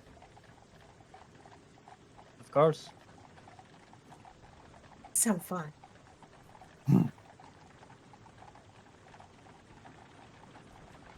How about Journey I carries on. scratch on the door? Sorry, go ahead. Go on.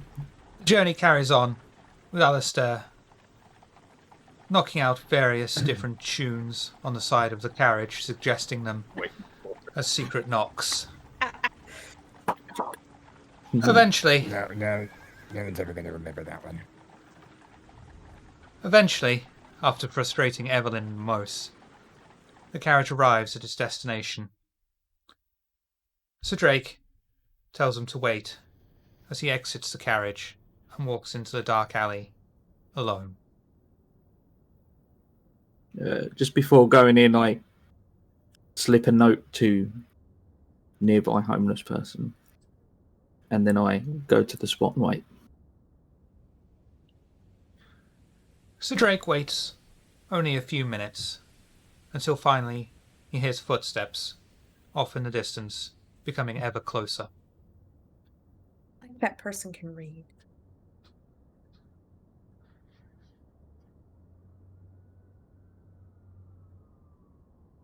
I can't think of a decent accent for this guy, so I just he's going to be a really posh homeless contact for you. Just do Bob Hoskins. Just do Bob Hoskins. They only want the rabbit. I only want the rabbit. So, nice to see you honouring the deal. You summoned and I came. There's business to be had. Tell me, what do you want tonight? Any new gangs in town? The gang situation in London is always dynamic. There are the major players, of course. Do you need a rundown on them, first of all?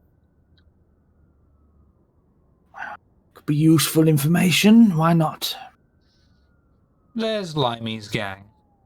They control an area just outside of the West India docks. For 3 years, they've been trying to make a push into that area. So far, they've been unsuccessful. They take a cut, of course, from the trading company there. They ply the workers with booze, women, and other assortments to loosen their lips and find incriminating evidence. The Mile Enders gang, strange as it may seem, operate on Mile Enders. They run things near the London hospital.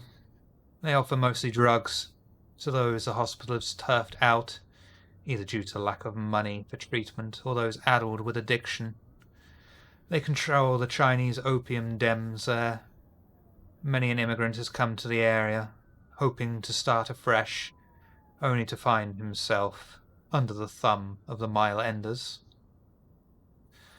The Hamlet Hammers are an interesting group. Have you heard of the works of Karl Marx? Spend some time in Russia. Popular there at the moment. He's written a very thought-provoking piece Although it is a few years old by now, it is only now starting to send shock waves through the city. The downtrodden and the ignored particularly find favour with the words. The Hammers are ardent believers in this philosophy. Their leader is a very strange one. Came out of nowhere. Usually only seen at night. Very aggressive. They're in clash with the Mile Enders, but they have a very us against them philosophy. The South Bank gang, strangely enough, control all of the South Bank. Names are not exactly favoured here. The South Bank gang, for all their bluster and gusto, cater to the upper classes, with opium dens, gambling dens, and brothels, and such as the like. But make no mistake, their refinement is nothing but a facade. If you don't pay them, they're just as violent as any others. And then there are two strange gangs. One is on the south side that keep to themselves. A very close-knit group. Not much is known about them. They operate more like some kind of strange family of urchins. They have one building from which they operate their own sex trade, usually using their own, though their customs are bizarre. A very strange and niche clientele. Another group somehow managed to operate in the West End. They are extremely similar, except their clientele don't tend to return often. Those that do feel compelled to join their ranks.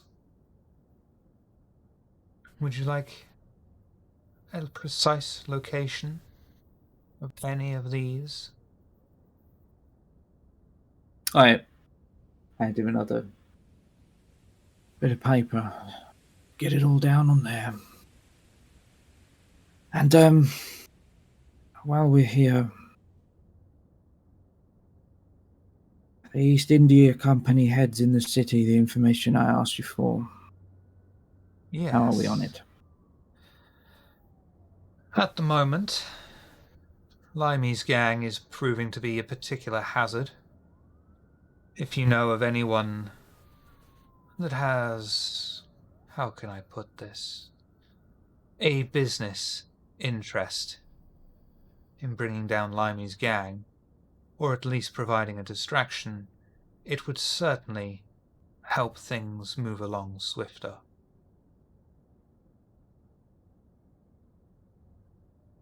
Noted.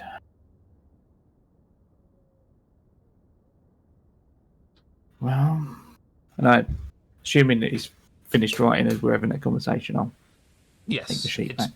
barely legible because what's a school? Yeah. Just a shaky X on a map. as usual, you have proved useful. I'll A call on you pleasure. again if I need you. Same place as Likewise. always. Likewise, Mr. You never did tell me your last name. We'll go with Smith for now to avoid complications. Ah. I'll add you to my book of Smiths. I'm sure you have many. And Drake turns and heads back towards the coterie.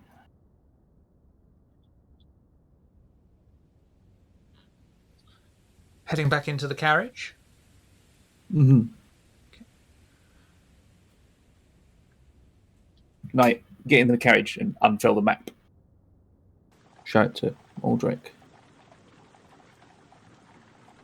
These thin bloods are anywhere. That's where we look. Oh, surprise! London and its gangs. Which one of these feels to the lot of you most likely to have a thin blood connection?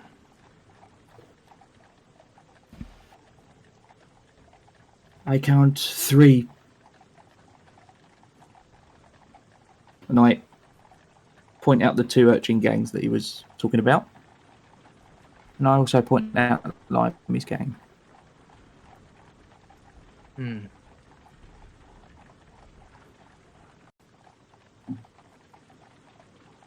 Any other opinions? About right to me. Yes, all these various gangs do sound interesting. I'm sure they all have their own merits, but I think your hunch is right. Thin bloods are probably hiding among some urchins. I will confess, Limey's gang seems a bit run-of-the-mill. I'm not sure it has a thin blood tint to it.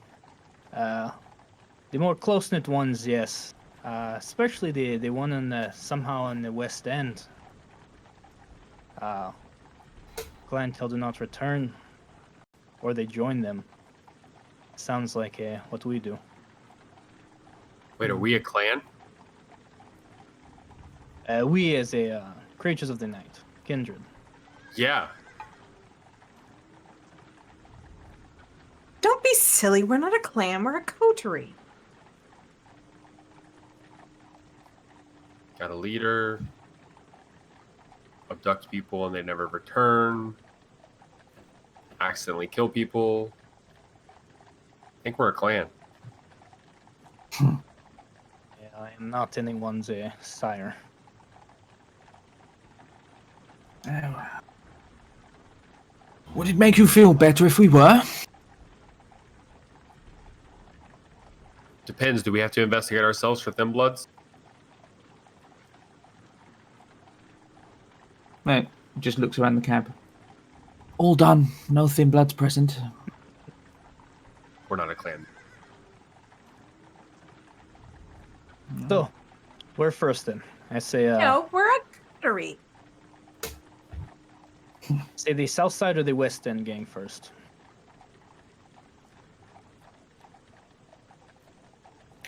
What are we closer to at this moment in time in the carriage?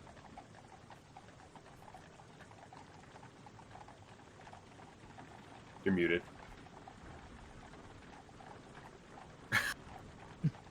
The South Side gang. I point out we're closer to the south side. Make sense? Are we in agreement? South Side gang first? I have no preferences, so why not? They are the closest gang. We may as well take that lead. I don't see any problem with it. Dispatch them with haste then. Wait, how are we doing this? Are we just going to go up and knock and say, hey, we're here to pledge? They run a business. Let us be patrons of that business and see if anything goes awry. Or some can do that, while others perhaps. Is anyone good at snooping around? Nope. I am. You are. Yeah, I'm okay. Why did you openly murder someone in Elysium? If you have the ability to be quieter about Oh, things. yeah, you know. Redemption then. If you would like to snoop around. Yeah, redemption. Sure, that's good. I can go invisible and help Thurston. I'm not very good at snooping though.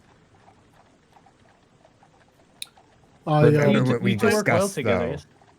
Yeah, remember what we discussed, though. When you're invisible, I can't see you.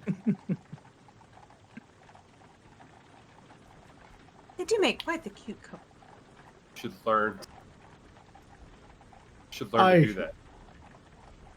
I certainly can aid in this snooping and investigation. And perhaps half of us look around quietly, and the other half of us pretend to be patrons seeking to utilize their services. If I may be so bold, take this the wrong way, but a fob like you probably needs muscle. Perfect. Will be my muscle. Evelyn, a woman of your stature, I hate to bring you to a place like this. It's whatever you're comfortable with. If you think you could pretend to be interested in their unique offerings. It is so quite common, but if needed. Dearest Evelyn, I've known more than one, shall we say, woman of your stature that enjoyed a walk on the cheap side of things, almost like a thrill. Unheard of. Times be a cool observation. Perhaps we are a well-to-do pair, looking for some excitement in our routine, and we've brought along our rugged guard in case things get a little too messy for us. I nudge Sounds Thurston. delightful. Look, they're role-playing their fantasy.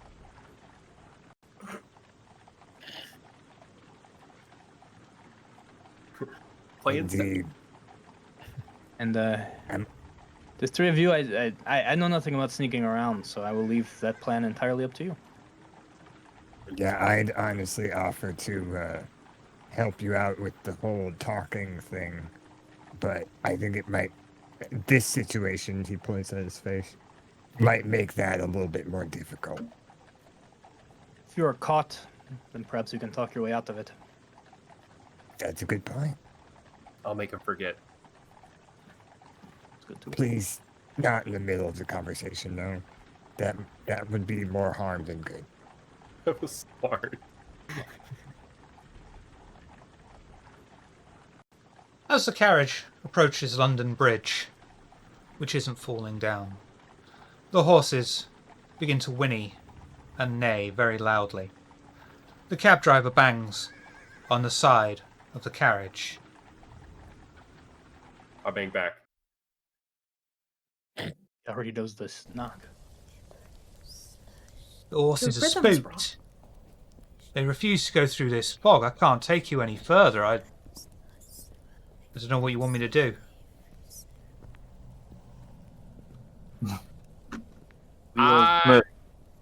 Of course.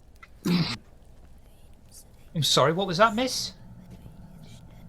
Make the horses obey. What kind of carriage driver are you? One that's unable to talk to horses. I can do I it. don't want to I go get- forward, I- miss. I can't make them go forward. I could do that too. I'll get out of the carriage and try to go calm the horses down. Can I go with him?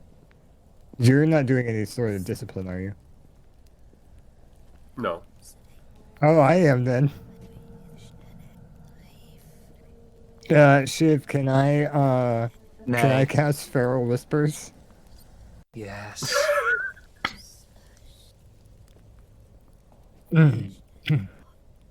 Bless you. I don't think this was the plan. Well, I mean, I might actually be able to figure out why they're spooks, though. I'm not doing this because it's funny, even though it is. I was Should just I gonna try pop- to get him in. No, I'm actually figuring out why they're spooked.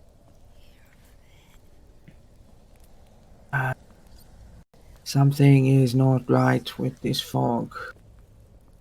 Do a rouse check for me, please. He sounds so mad. I'll be honest, the horse was not the first animal I pictured doing this to.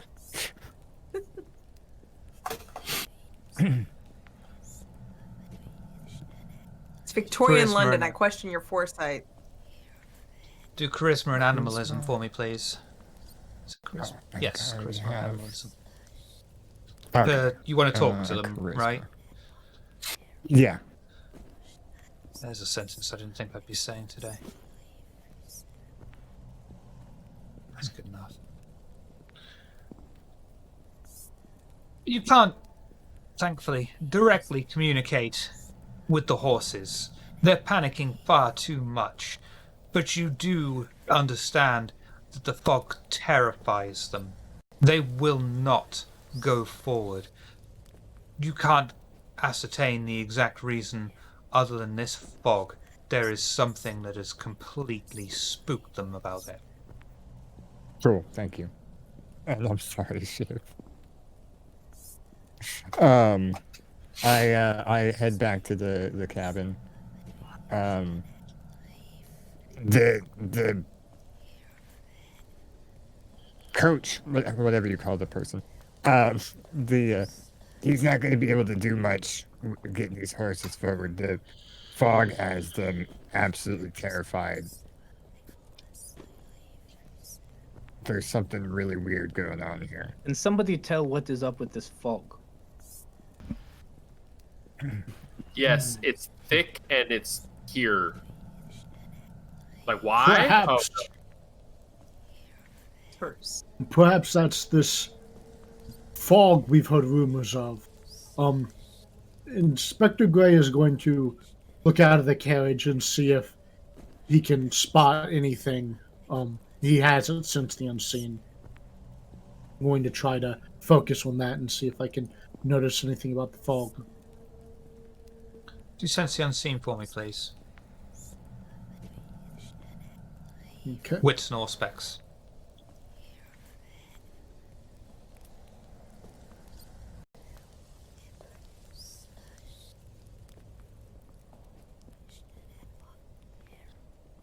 You stare into the incredibly thick fog. You hear the rush of the Thames beneath the bridge. Realize that the Thames itself is strangely not foggy nor misty, which defies your impeccable knowledge of the weather systems. As you stare into the fog, you notice that there are many different auras of varying different colours. Unfortunately, the fog itself obscures many of them from you being able to ascertain a clear view on them.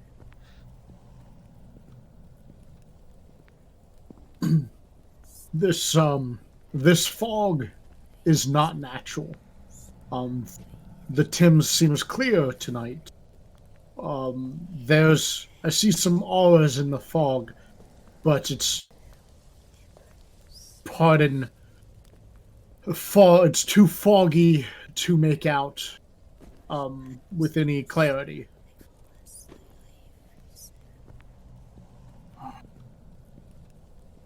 Stick my head out the carriage and listen to the fog, investigating it. Do charisma and drive. I'm joking. Do wits and investigation, please. What? That was funny. Thank you. I was intrigued. Yeah, I wanted to hear the rationale behind.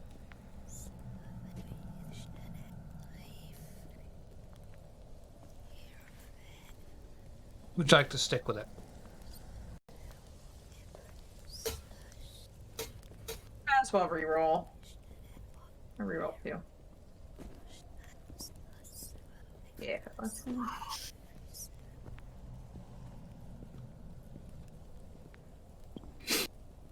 Eveline stares into the fog, closes her eyes, and concentrates, using her unnatural talent for music to try and pick apart voices and noises inside. She hears no music, apart from the song already playing in her head, but she is able to hear many different voices. They don't sound violent. They don't sound enticing. They merely sound lost to her. There's voices. So many lost souls.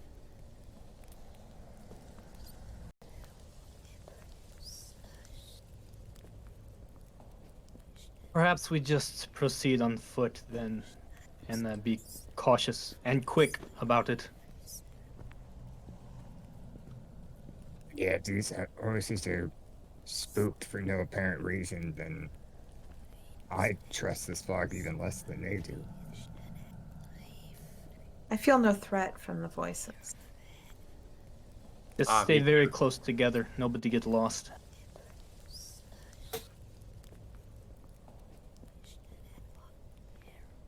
I grip his arm again.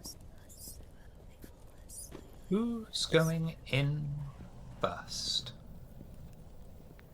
If they all get out of the carriage, I would stay in and try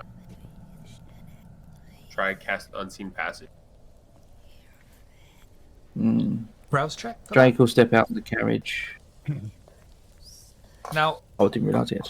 I feel compelled to tell you Mm. this may not have the effect you desire. You know what I'm desiring? Yeah, maybe. You want to go invisible and walk through the fog? Not necessarily, but okay. No, I won't do it then. No. I was doing it for our viewers. Don't worry about it. His desire is to pass unseen. Duh. No. The fuck with us once we're... Yeah. I believe Investigator Gray would take point and trying to be vigilant, using his sense the unseen to see through the fog as best he can manage. You've already cast that earlier, so I don't think you require a reroll. How close to the fog are you getting?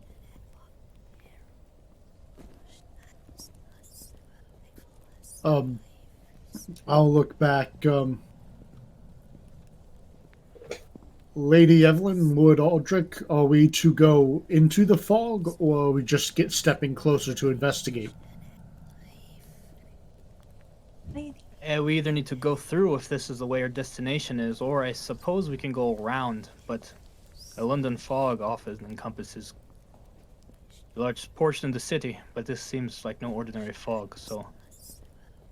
Depends how brave you're feeling. We can cut through, or we can lose some time, but perhaps take a safer, longer route. The voices in the fog feel more lost than threatened. Very well, I suppose we will press forward then. And we would press forward into the fog. I am standing in the door of the carriage, watching in utter curiosity at what is about to happen. Inspector Gray, you're going in first. Yes. Inspector Gray starts walking onto London Bridge. As soon as his first foot sets step upon the ancient bridge, he is enveloped fully by the fog, completely obfuscated from view of the remaining coterie. As he travels through the fog, he hears the voices. He's brought back memories of his mortal life, only happy ones, and he's able to pass through safely and get to the other side of the bridge, feeling somewhat elated for his experience.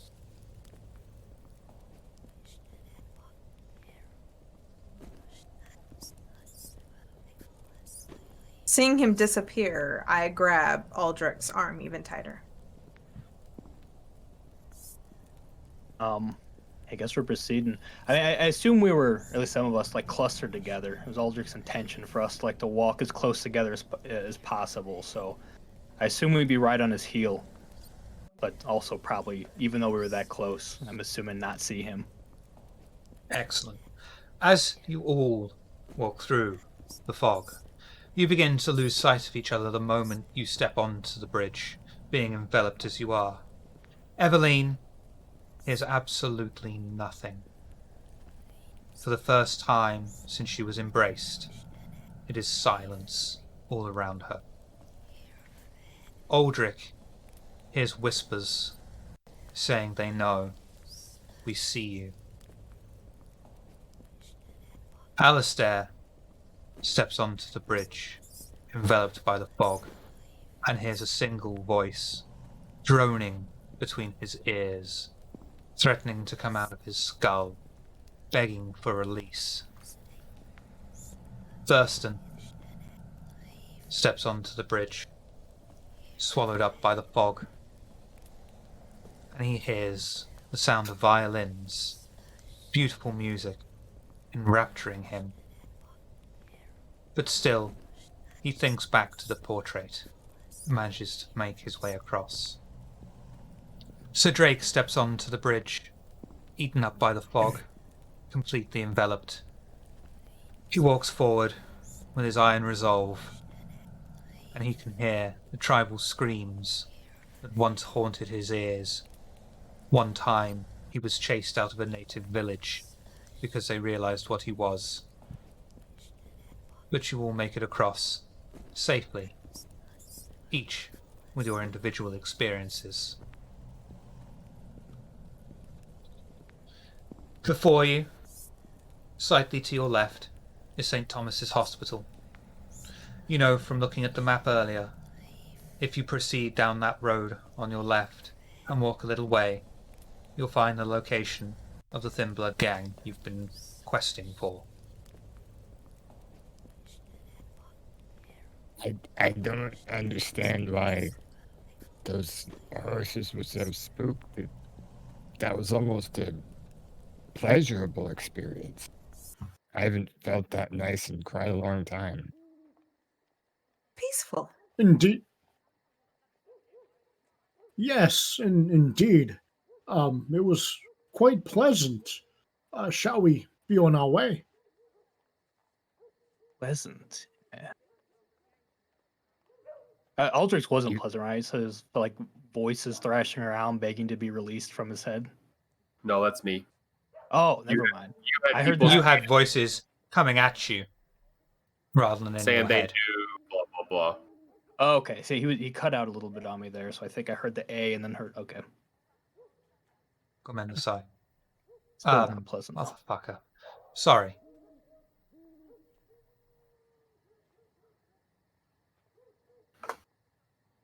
Yes, quite pleasant. On with the mission. Yes. Yeah, well.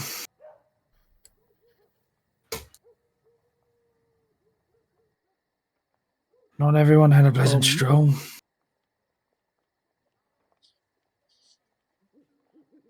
you like to talk about it?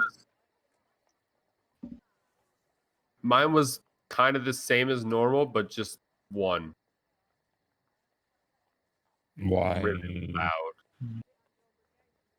One what? Violin? Yeah, voice. Oh, voice.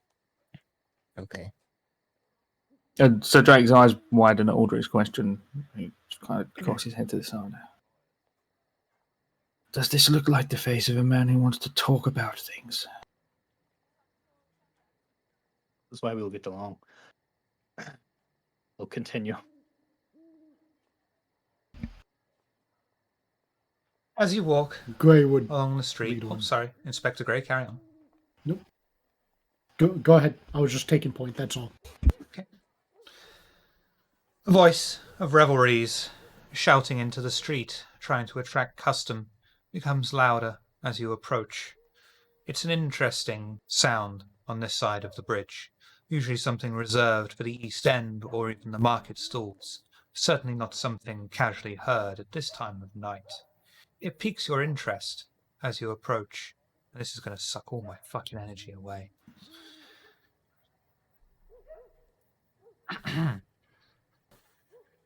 You six, come on up. You look like you need a good time. Please enter. We have many delights for you, many exotic delights, many normal delights, many native delights. You with the jaunty hat, sir. You look like you've seen a thing or two. I bet we have something exquisite for you.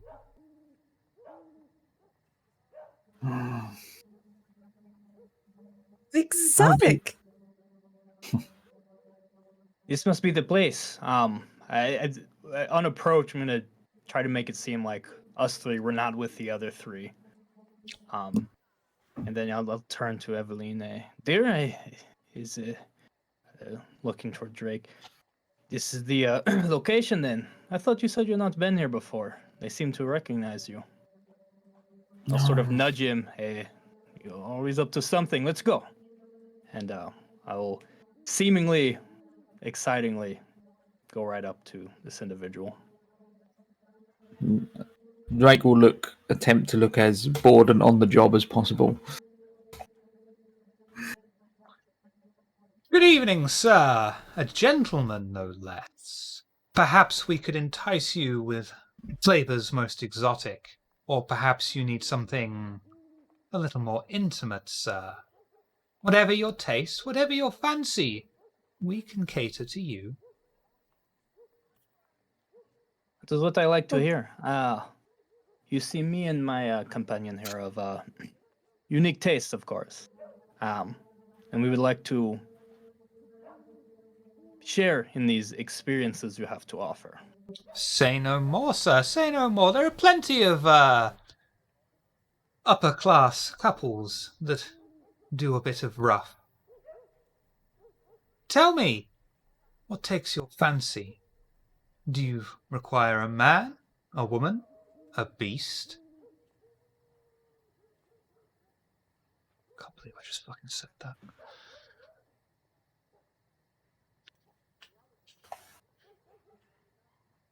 No, dear. Can we look? Can we decide Yes, inside? are we allowed to, how do you say, browse? Of course, sir. As long as your purse is full when you when you enter, I guarantee it will be empty in more ways than one when you leave. Lead the way then. This I can agree to. The man bows his head to you and brings you inside.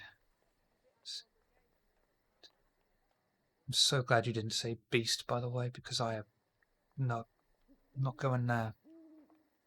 I was this close. Thought about it, I'm like, no, Shiver will do it. I'm not. Definitely. This is what Yeah, he see, wants. that's the threat. Shiver will actually do it. Yeah. I'm not playing chicken with him over this. You are wise. I could be Especially doing when literal real chicken plain could be involved. Yeah. God, it was just. He guides you in. You see various bodies immediately in the lobby in a strange state of stupor, each of them being cradled by a very handsome for the time man, woman, rabbit. Perhaps we can start you off with some liquid libation. Would you like alcohol, or does Sir prefer laudanum?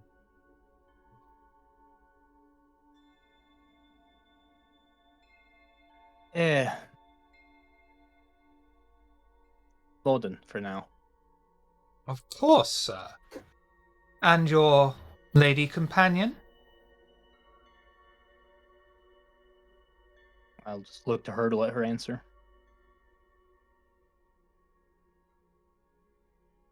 Bubbly for me, please. Kind of looks at you strangely, pours out some white wine, and then blows in it.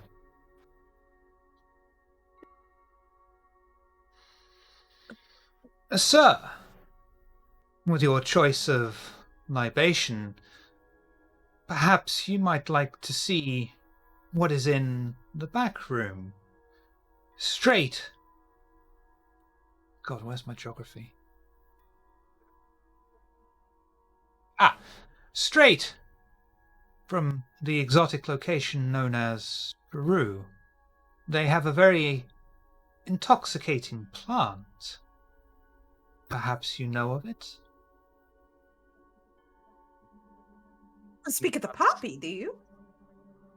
No, this is different. This is of the coca plant.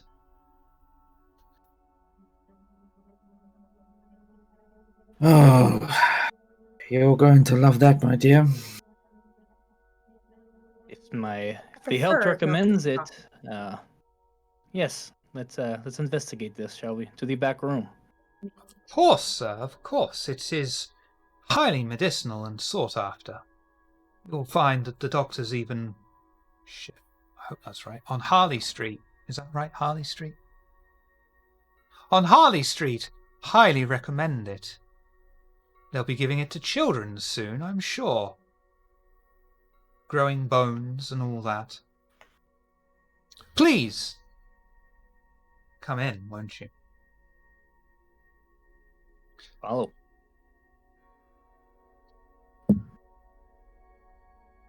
I don't think I can get away with describing in full detail on Twitch exactly what's going on here.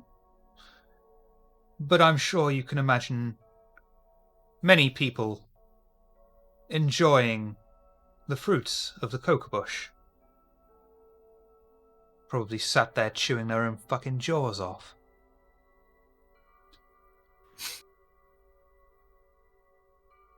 Sir, would you care for a seat?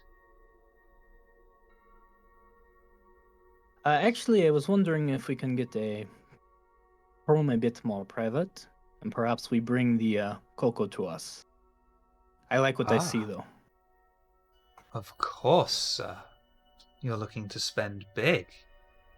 Excellent. But of course. Actually, we should have some company, though. I look around the room for an intoxicated, young, handsome male.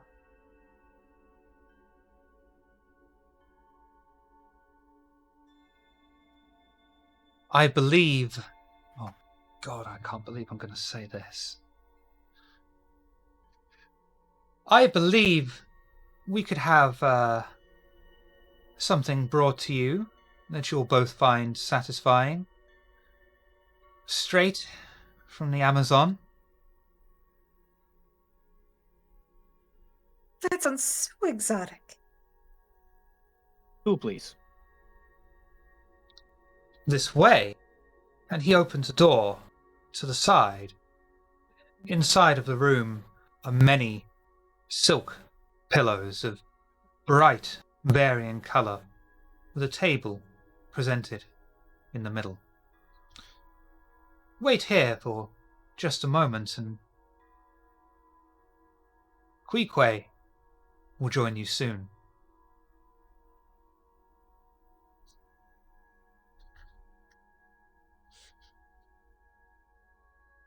We'll wait. While we have a moment to ourselves, I'll look towards the other two. Wish we had the Thurston with us. Do either of you have a way of telling if someone is a part of our club? Oh, yes, that's what we're here for. I do not. Evelyn's just full on distracted. Then let us, while we are here, indulge, buy some time, and hope the others perhaps find something. So I thought that's what we were here for. The opportunity arises, I might get a bit more hands-on with my line of questioning. But I will give the others some time to sift through things. I'm You not two quite ready to enjoy leave you two yourselves. yet. So I'll quickly say... You two enjoy yourselves. I'm going to go outside and make it look like I'm on the job. Fucking rich people. I go stand outside the room. And I have to be really careful with my description here, because I am balancing that line. Mhm. Fingers on the I report see what you button. did there. Are there any mirrors? A few Should I moments. mention that Eveline is straight? She fucking will be. Sure. A few moments later, Eveline and Aldrich are joined by a man carrying a glass vial filled with a suspicious white powder. The man has an exotic complexion, certainly not of European descent, and is well oiled.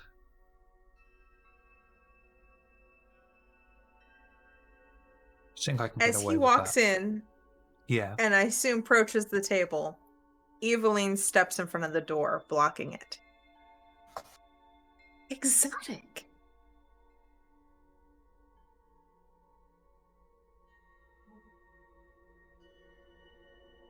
Meanwhile, with those who didn't go in,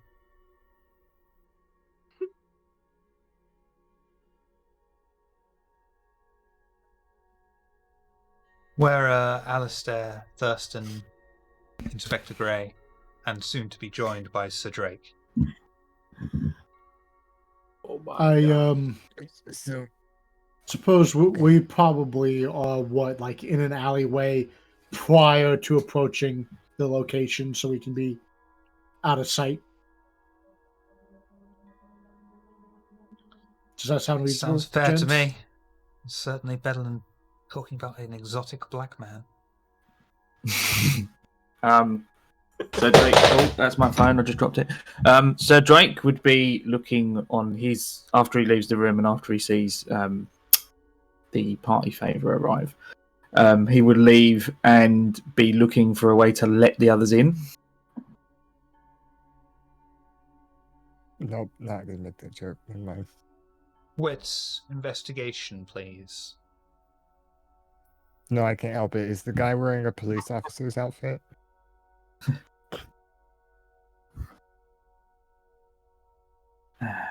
I'm not there, so I can't Let's see. do it. Are we too Oh, hey, creative for you, all right. Shivers? I am restraining myself.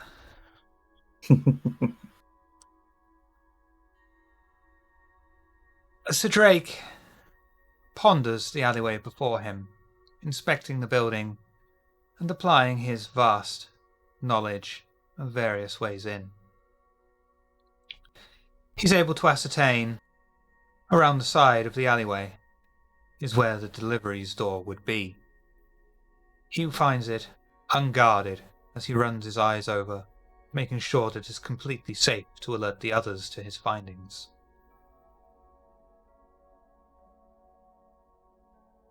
Well, would I'm confused as to that now. I'd already be inside the building, so I'd be looking I to thought let you them went in if they're outside to the coming back in. of the... No, Oh, no. right. I was standing outside the door to the room that they were in. Yeah, that's what I thought. In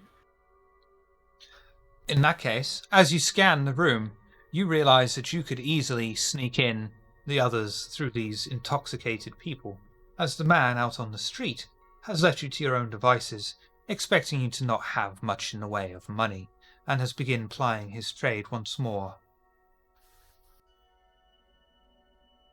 Okay. Yeah, so I did that and let them in.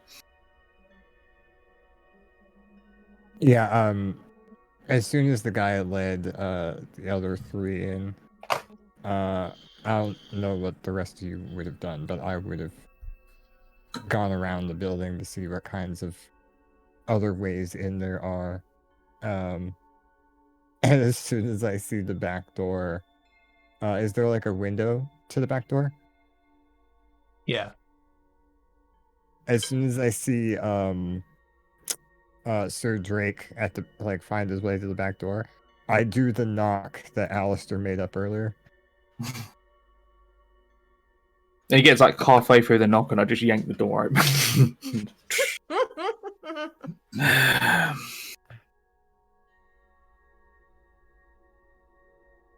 Well- what exactly is in here?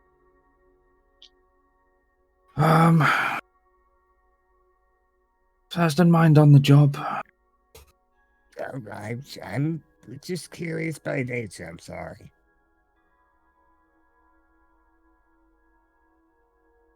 And anyone else but Thurston at the door?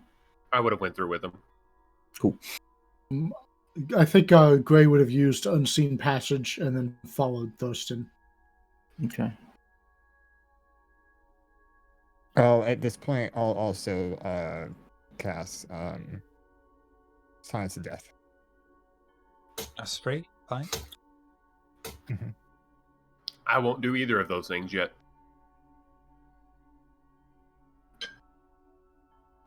What are you doing there, Inspector Well, Gray?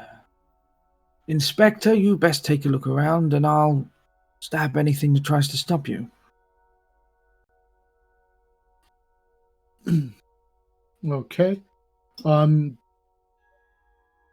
going to try to just look around, see if I can find any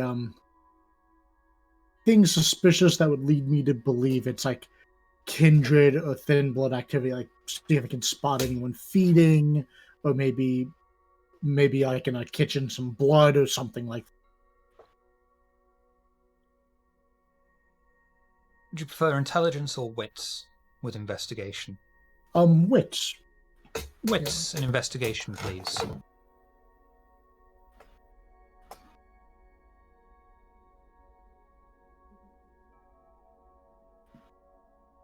What? Oh, here we go. That's fine.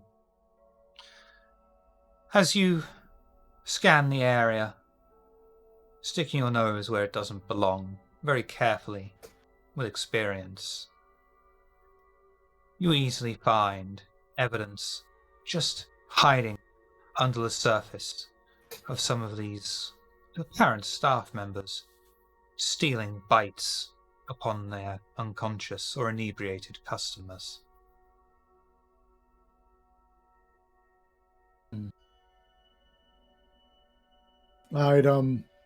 I'd sneak back to the coterie and I'd whisper in either Thurston or Drake's by Drake. Yeah, it appears the staff members are feeding on inebriated patrons. You're still invisible, right? Yeah. As soon as words come out of your mouth, I silently just jump out of my skin.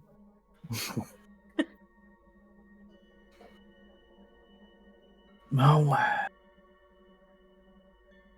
Rabble like this need a leader. I say we find him and, claim our second head for the evening. Wait. Are we supposed to kill anybody? I don't think we were. They're not here with Thin camera blood. consent, are they? Thin Bloods are not members of the Camarilla. Okay. You knock the leader down and after information extraction, and the rabble tend to talk. They'll fill in the gaps. The Where's the leader? perhaps we should clue Drake in. The leader might be interested in a friendship with someone with deep pockets. Pull him out. Well, unfortunately, the two people that we know, I mean, not to assume, Inspector, but the two people that we know that seem to have deep pockets went in the other door.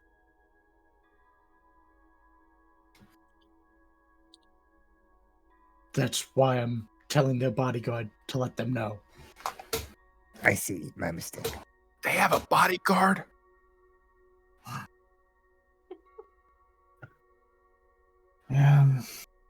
Alistair, were you listening to the plan earlier?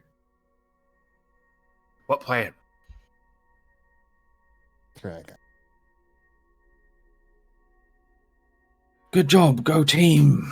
I'm gonna head back to the door and like outside, and I'm like, and just push it open like this. Knock first. He comes in. I'm taking liberties here, and would assume that Eveline is feeding on an inebriated young exotic man. Aldrich would be joining her. Both of you do your Assuming feeding this is rolls, a please. robust enough looking fellow to. Oh, yeah. Sorry, what'd you say, Shiver? If you could both do your feeding rolls for me, please.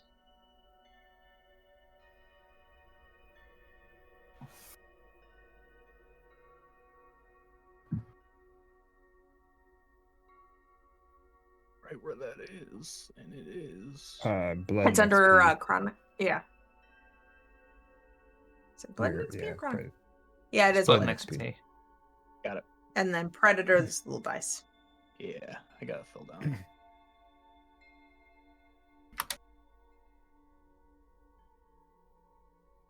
And not do it. Does not do it if you have the sheet popped out. should No, do. it should. Behind the sheet, it probably has a window that says modifier 0. You might have to move the sheet. Oh, yeah, there it is. I fall for that one all the time. Oh, damn. Yeah, same. You've done this Oh, before, no, I Mom. see. So. I can't believe I'm doing this. Evelyn and Aldrich are both sinking their fangs into one side of the rather large, exotic man. They know well enough not to drain him, but have more than enough time to enjoy as much vitae as they want without taking any kind of risks in killing him. The man is merely intoxicated, letting out groans of pleasure from the feeling of the two predators feeding on him at the same time, like a reverse Oreo.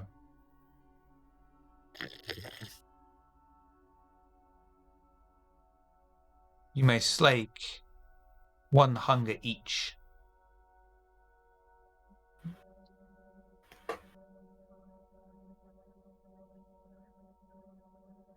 I think I offended Ken Daddy.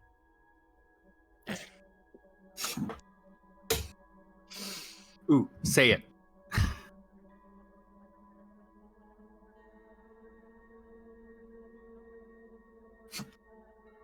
I'm sorry, Ken Daddy.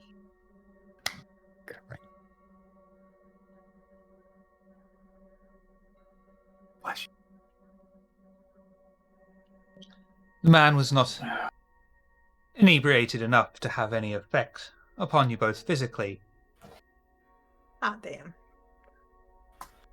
but I Even if we believe purposely tried getting him that level inebriated, if he had a whole vial, I would. if try that to is get what him you to- want, I would be happy to accommodate. What is it? Aldrich Plus happens to be. 1 dexterity addict. minus 1 charisma? Aldrich is a. I thought it'd be the opposite. I have the high functioning addict merit, so this is. Actually, prefer I to. have the so. I actually don't know how this would work out. I have the opium addiction flaw. But the whole point of this was to compare it to how it deals with opium. How it compares to opium. Okay. It's like opium. Let's try it. Aldrich, you Risky may add a +1 modifier to any rolls that involve dexterity.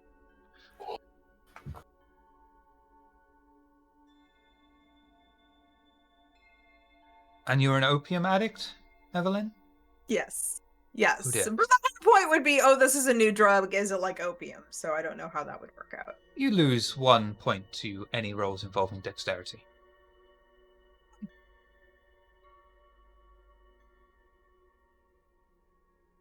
Anything about that? Not Pardon, that sorry? she's an addict, but would Evelyn like out loud be curious, like, oh, is this like opium or something like that, or is this just internal? Maybe something more like, it's different. Yeah, because if Aldrich catches on to that at all, he's very well versed in opium and cocaine and the differences and benefits of each. So if She there was did any, also mention milk of the poppy earlier. yes, took note of that. So I think, especially once he's on the drug, that kind of extra energy, he gets to talking a little bit, would probably be explaining. It's very, very different, as you can see, but as you can also see there, this is a miracle drug. This is the future right here. As he said, soon children, they will be working in the factories 3 times as efficient, and they'll be excitedly explaining the wonders of cocaine. Don't do much drugs, agree. kids. I could crochet so much right now.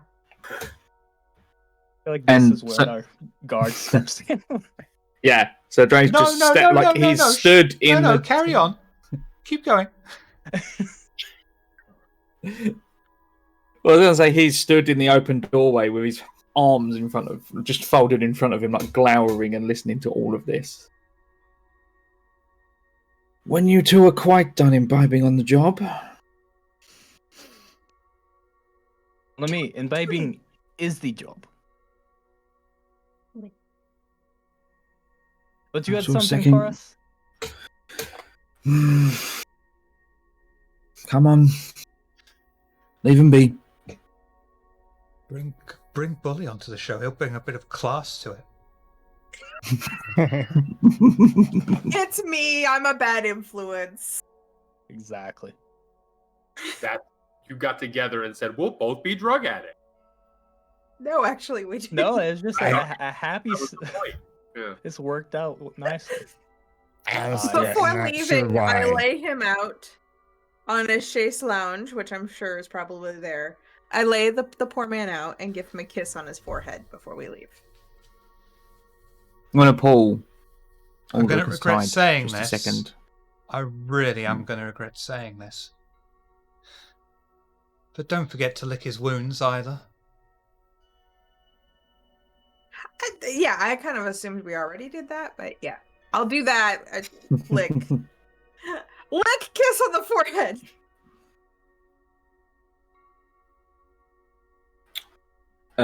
Yeah, just would as we like- leave the room, I'm gonna just Aldrich aside like this. Yeah. So I need to get back in there in 1 second, but yes, what is it? you're to be the lead of the group. I'm not to be, I am the leader of the group, yes. And because Drake knows an addict can spot an addict without much issue. Is this going to be a problem? Quite the opposite. I'm feeling better than ever.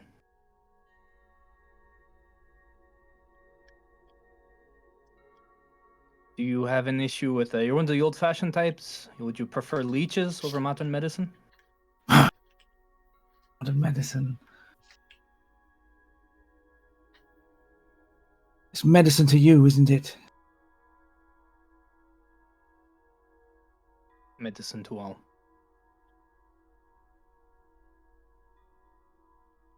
Perhaps can you should assure do you some it's- traveling. Perhaps you should do some traveling. Might change your mind on that. I am noting your concerns. I understand that weaker men perhaps have issue with such things. I promise you, I am of a different stock. Oui? Like you said, weaker men. And I shall walk towards the rest, the others, the inspector, etc. Alistair, Expecting I'm them not to Point, I'll entirely, take Aldrich's arm as usual. I'm not entirely sure why, but I feel like we're missing out on something. What do you mean? I don't know. It's just that, like, you know, when people go and do things, and you're just kind of sitting here and you feel like they're probably having more fun than you are. There's just that weird feeling in the back of my mind. And that painting was nice. I don't really ever have that feeling. I'm never really alone.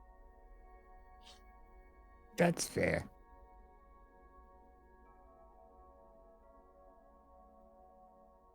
Hey, where'd Sir Drake go? And at that point, I arrived. Da-da-da.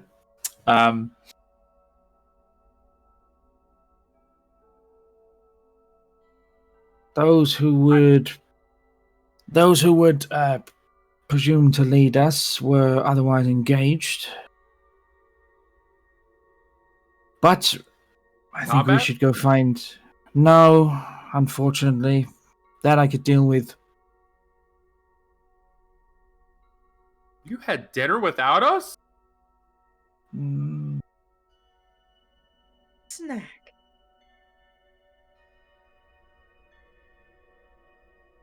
Just a taste. To buy time.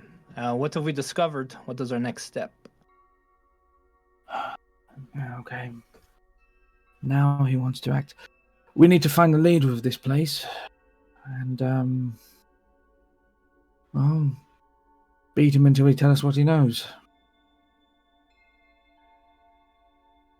Did you discover anything else? Or we're just here to hunt for the leader. Do we know what we're dealing with? Thurston, you're the one. You're able to tell if one is of our kind. Have you sensed any of that here? I haven't personally looked yet, but I know the inspector was saying he saw others of our kind engaging in eating. The same thing we're doing. We're blending in. Exactement. And it's as good Okay, enough what did you confirmation figure out? on me. If you're blending in, what did you figure out? Blending in is not the same as investigating. We did not fall under suspicion. Mission accomplished. So where do we think the leader would be? You'd hear the inspector's disembodied voice, quietly. I've seen the staff members feeding on heavily inebriated clientele, and I was thinking perhaps the leader of this establishment may want a friend with deep pockets. Be a good way to draw him out. Okay. Sir. And I snap for the closest looking servant dude.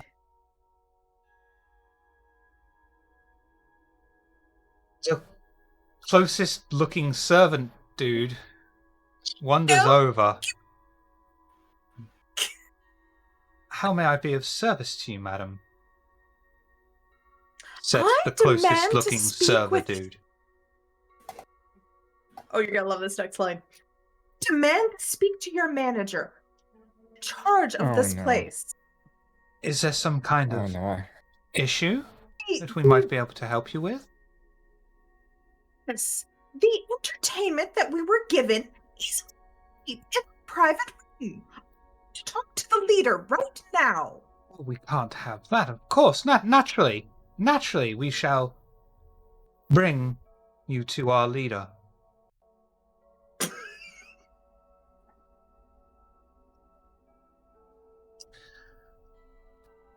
The man disappears and walks back with a very... You can easily tell, Aldrich and Evelyn, this man is dressed in a way that he thinks those who are more affluent dress, but doing a very piss-poor job of it. I was told that your custom was unsatisfactory. How may I assist? Can we speak to you in your office, somewhere private, first?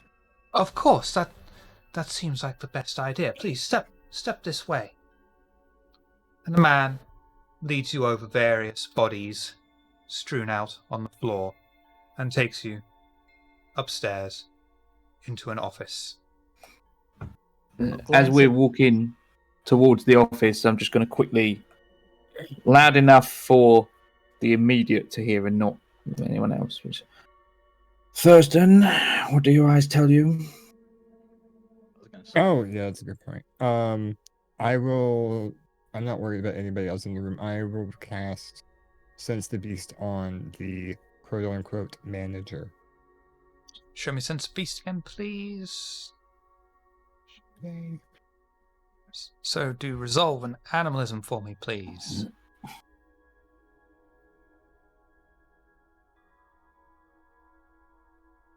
Why not? I'll reroll. Have never to. mind. You gaze upon the manager that Karen called, willing the vitae to your eyes and senses, and you're able to sense the inklings and hint of a kindred beast inside, but one that is not fully formed, that you're used to, as if he was 1 foot in the grave and 1 foot out of it.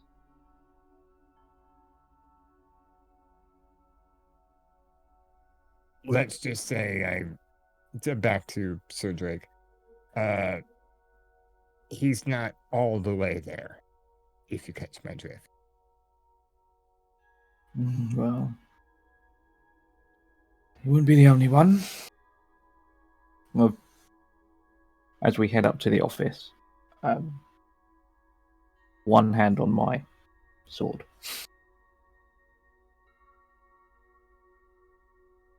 Manager sits behind his desk and gestures for Evelyn and Aldrich to take a seat.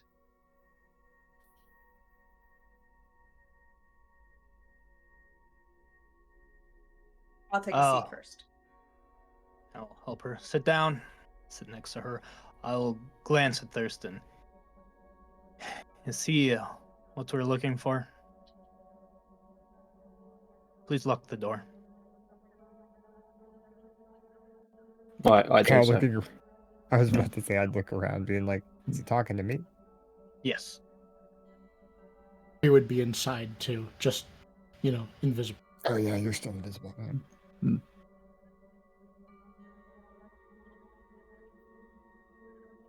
Yeah. What is the meaning of this? Yeah, I'm wary of the. Okay, yeah, go ahead. Sorry. What is the meaning of this? I don't understand.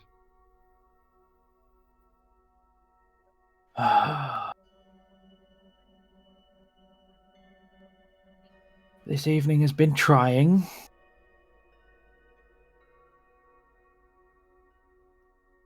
Aldrich, make him understand before I have to. I'm told I'm not the best with people. I can be quite harsh. If someone would like to give him an opportunity to kindly tell us what he knows, now's the time. Otherwise, I will take matters into my own hands.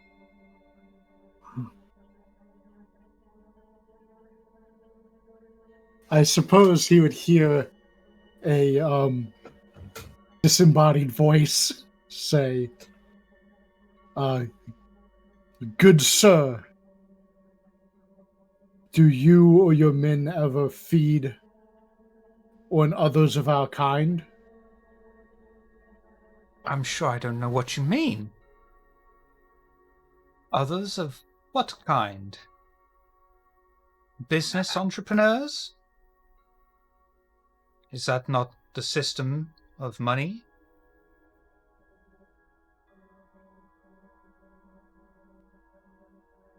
Blood, do you not drink blood? Oh, I see, you're one of them.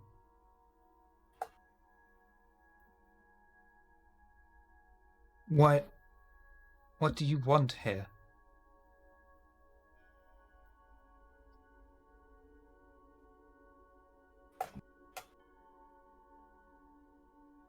loaded question. And that question might change depending on how compliant you are.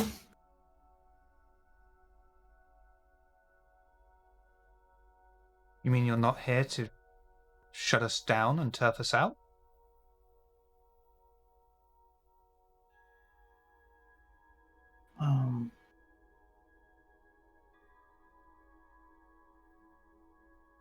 I'll be honest with you.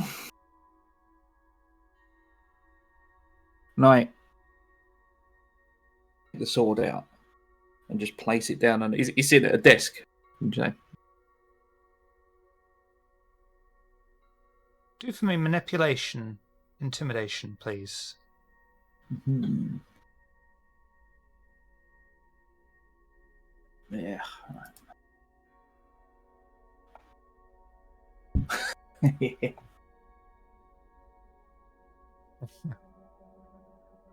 I've got to reroll.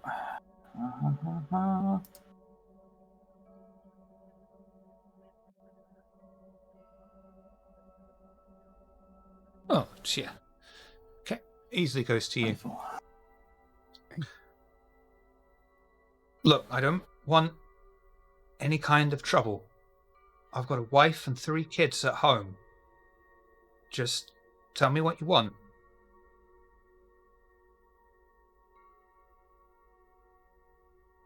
I lean into Sir Drake. if I'm not mistaken, isn't that a breach? I mean, I know they already are, but No. And I mutter the word no to him, but I've not broken eye contact with the Thin Blood the entire time, and the katana is just out on the table in front of him. oh, it's a katana. I go over to Aldrich and tap him on the hip.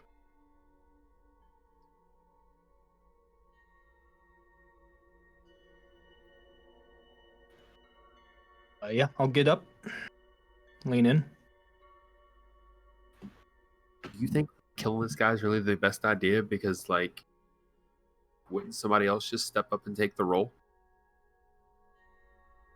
That is astute observation, and I agree 100%. I don't think we should kill him, but I think right now he is just scaring him. I hope. Last time Yeah. the blade... A loose trigger. He is.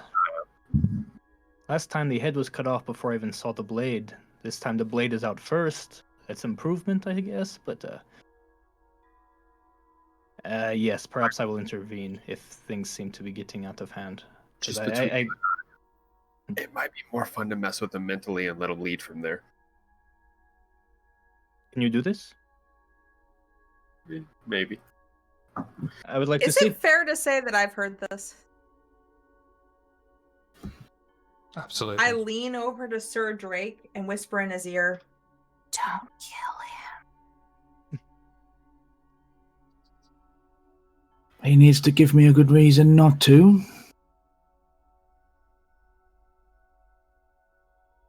We have more power if we don't. This is true. My friend, do you before we switch gears here, whatever those are, do you have you been drinking from people in the city? Drinking like people like us? I mean, people like you don't really tend to come in here very often. And it's never a good idea for us to reveal ourselves. I mean, if one of you goes missing, then 6 of you turn up here? I've got a dead wife and 2 kids to feed.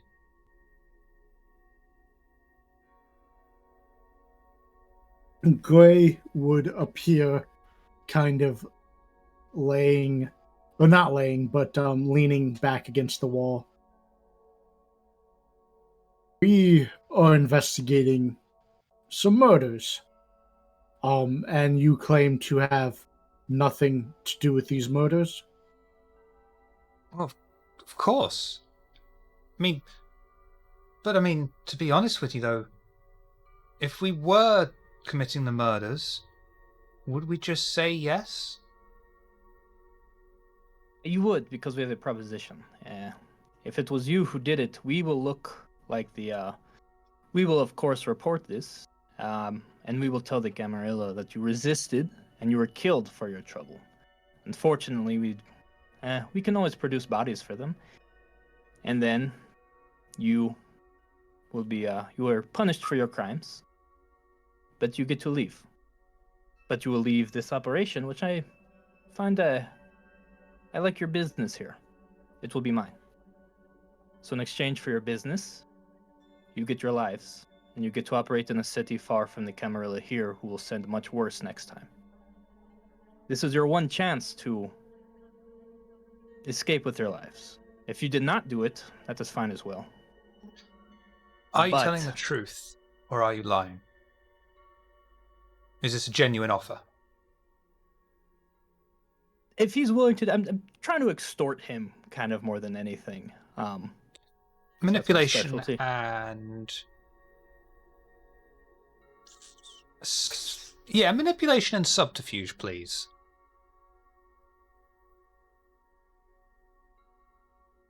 Oh, I wish I could have given them the offer. I have so many dots in those. Right? So do you. Never mind. Oh, please, sir, Oh God. that does seem awfully generous.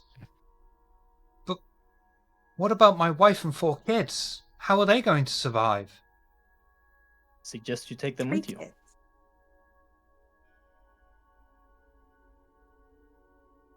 What about...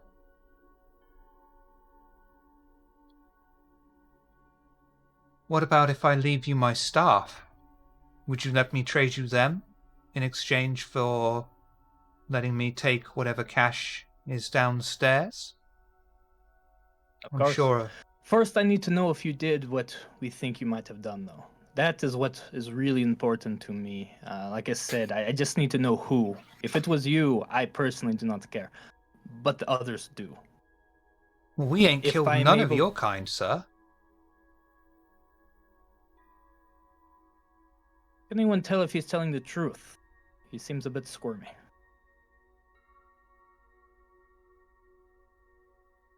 I could try to do an insight check.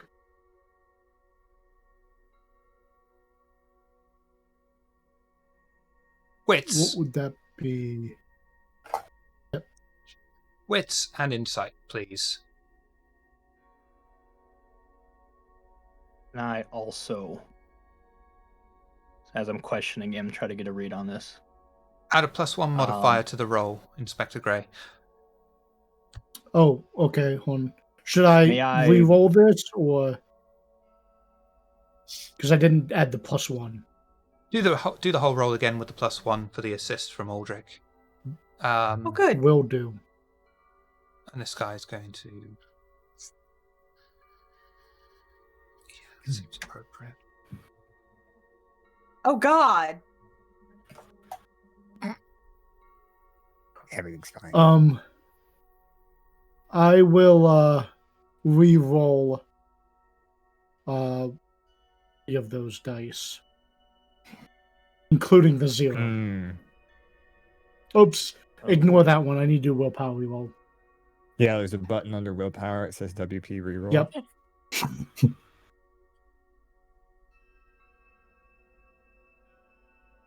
Nice. Okay, so that is 2 successes. Against his 1. Successes. And that is enough to find he is, relatively speaking, telling the truth. Obviously, there's no wife and kids. He kept changing the numbers every time. I was waiting to say something. Mm-hmm. Aldrich, he seems truthful, not being the person we're looking for as far as the Amaranth is concerned. However, he has no family, or at least he's been lying about it. He's lying to us. Likely a Yes, he simple doesn't. right. There No, must be- No, go ahead. If it was not you, do you know who it was then? I understand. Isn't there a similar operation operating in the West End to this? And I assume you're connected to that? No, we ain't, sir. Those folks are dangerous. If Also, anyone's going to tell be me what taking... you know about them. Well, they do pretty much the same we do, except they cater to a more down-market clientele, like your other companions here. You'll find more grungy appearances there.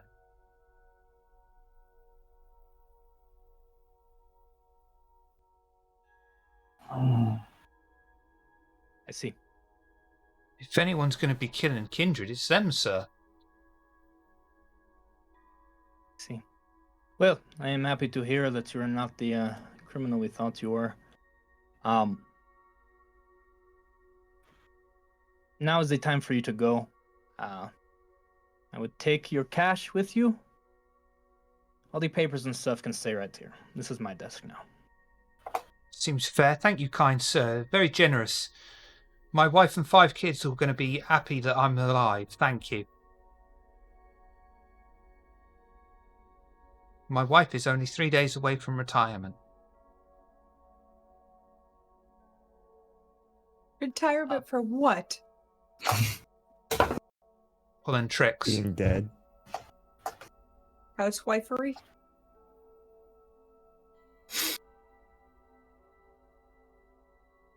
Frank will Before he sheathe the goes, sword. I'll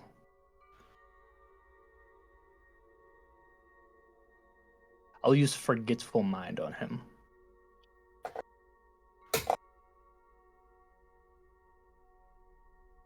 Do a rouse check That for is me, okay. please. Absolutely.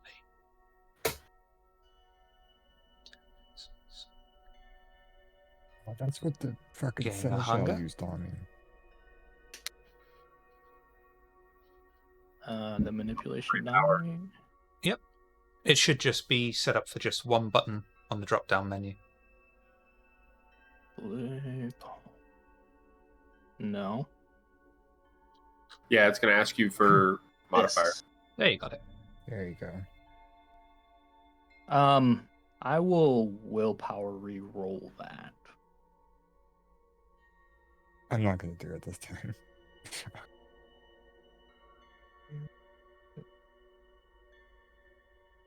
I guess you can't select. That doesn't matter, does it? Yeah, you can pick... I mean, you can re-roll 3, and you can tell me that they're going to be the 1, the 4, and the 2. And that's There- fine. Yeah, so there we go. So that's 2. It's 4. That's fine. Okay.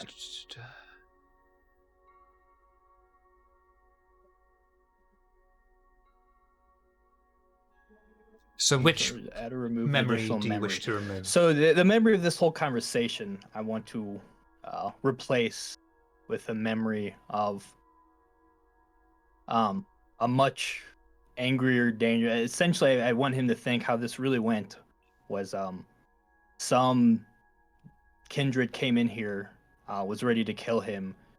We came in and essentially stopped him, and we negotiated for his life. So instead of him coming out of this thinking we hustled him, he's gonna ideally come out of this thinking, yeah, we came out really on his side and did him a favor more so than we bullied him out of this. Wonderful. Do you... Sorry, Sir Drake, go on. I was going to say, that is what happened, but okay. yeah. That was my inspiration for it a little bit. I was like, just tweak it a little bit more to where... Do you still want him to take the cash?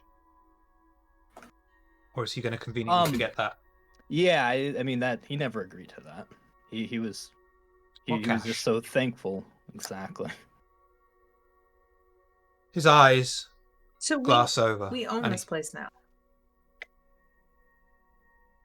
His Oh, eyes yeah. glass over and stares at you, slightly open mouth, before the memory takes place in his head.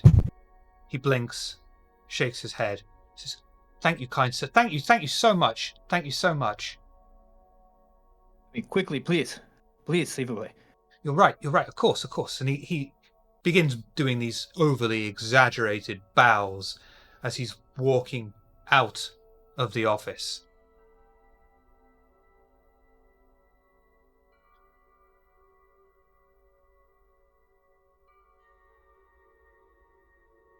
He closes the door behind him, and you can just hear the patter of very fast footsteps going down the stairs. Well, that was eventful. So, is this a business or are you in the market of slavery? No, that is most unbecoming. But this is a place where Thin Bloods operate, or did operate. There's still probably some information we can get by running the business, and it seems their clientele would be useful for us to get information from as well. And extra resources is never a bad thing. I can take care of the details. It is fine. We have enough on our plate as it is. I have people for this. Unless you want to be involved Delightful. in the day-to-day operation, then by all means. But it doesn't seem like a good use of one such as yourselves' time, Sir Drake. I might surprise you. I do like surprises. Sometimes. But it was good work all around. It seems he is not the culprit. So I guess we One know we're down. in one down. Exactly.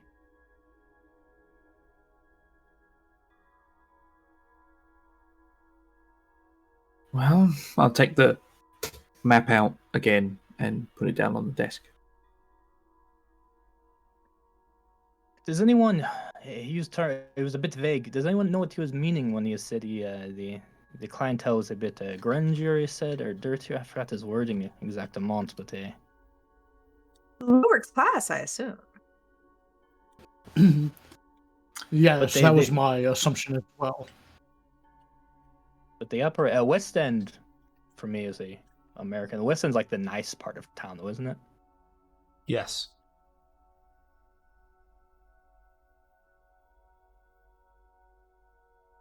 Seems a bit odd that the dirtier ones work in a nicer neighborhood. They said the clientele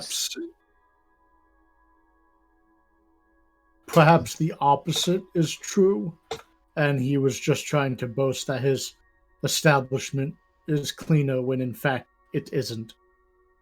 Maybe. He said they were likely to kill ones like us, though, which has me thinking perhaps they're affiliated with a rival sect. It could be that they do cater to higher class clientele, but they're more brutal or crude in their dealings to keep things more hush hush. Yeah, probably won't be able to go in and negotiate out of that one. Might be leaning on other tactics. His sword and I apologize, Alistair, that you'd not get an opportunity to get in his head, but I think that will very much come in handy with our next stop. Fine. I'd like to Is point it? out Do we have time for another? it is getting close to dawn.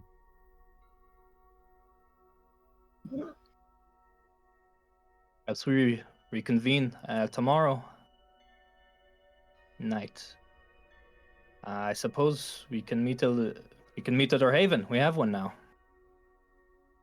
Certainly in our new. You'll find me in the painting room. Yes. Perhaps I need to have a chat with our new landlord. Yes, anything you could discover about that would be most interesting. And it got me thinking again, Alistair, about our purpose. That place is not sure it is in need of protection, but we need to keep people out of it. There's something powerful there. Perhaps that is the nature of our business as a group, is to hold dominion over whatever power resides there. keep others from it. This could be a card up our sleeve as well. The Camarilla seemed, at least Dirk seemed to imply that they would even be wary of dealing with such an entity. So perhaps it is ours to take advantage of alone. And it's very much something we could keep to ourselves. Yeah, Yes. and maybe we could use the portals, the mirror as a portal to fast travel somewhere. Are we going to carry the mirror around everywhere? Put it in the carriage? I would be very interested to see if it works outside of the home, yes. May I remind you all of, yes, you can go through the mirror, but if you don't go fast enough, there is a scary child. Yeah, we still don't know what There's she my does, but if you children. run at her, she just, yeah. Didn't She you just hurt stands there. yourself? Well, I fell from the ceiling. But we could build something to, I don't know, put a trampoline, blankets. This I don't know yet. They do now. So we're in agreement. This place will be ours to hold, protect, and keep secret. Certainly don't want associated with it, so yeah, keep secret. This will be what ties us together then. Sorry, Inspector, you were saying? Well, I just had a interesting thought. Someone had mentioned bringing the mirror with us if it works outside the home. And it gave me the idea, what if when we renovated, we turned that basement area into some sort of prison or Den. confinement area. And Two different people. we could throw people into the mirror and trapped, imprisoned. I see what you're saying. We'll leave the design of our haven completely up to you. Not you individually, the rest of you, I should say. You seem quite creative and have some interesting ideas. Perhaps we can draw up designs on what to do, and I will be happy to lend my pocketbooks to making it happen. I'll just be happy to have a place to stay, to be honest. Wait, don't you need a, what do they call those things to get to the sewer? A postern? Actually, that would be quite helpful for me. That is where... It'd be helpful for us all, I think. We already had to, well, we were going to use them to clean the body earlier, but, you know, the Nosferatu are always good to keep in contact. Is it true? If there's not one in the home, maybe there's one on the block or nearby. Something worth scouting out. I'm sure I know somebody that knows somebody. Maybe one of you can dig one. That's true. That is a magnificent thought, Lady Evelyn. I had a similar thought. Perhaps one of them is adept at digging. I look at info, Thursday. maybe. Yeah, for info, maybe, not whatever. Well, I have things to do. I have a new business, apparently. I am going to get with my people, sort out some details about that, and I will see you all in the Haven tomorrow.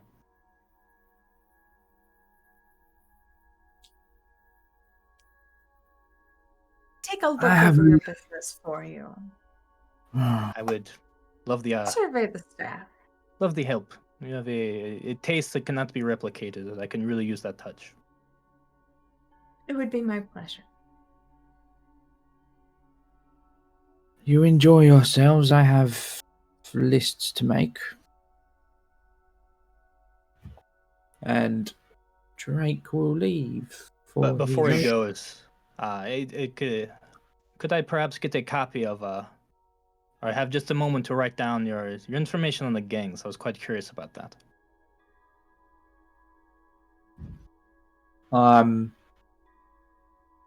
Drake notes down all of the information except the information about the Lima gang, which he keeps to himself.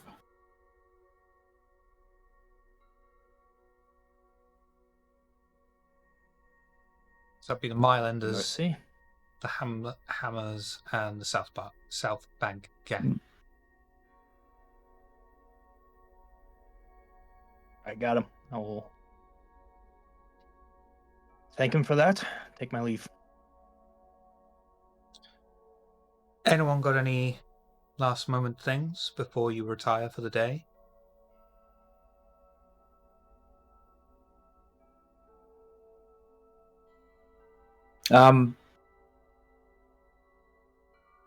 So Drake crosses the town to Highgate and approaches a dusty, like what would look like an abandoned townhouse to everyone else. Slips in through the side door, heads over to fireplace and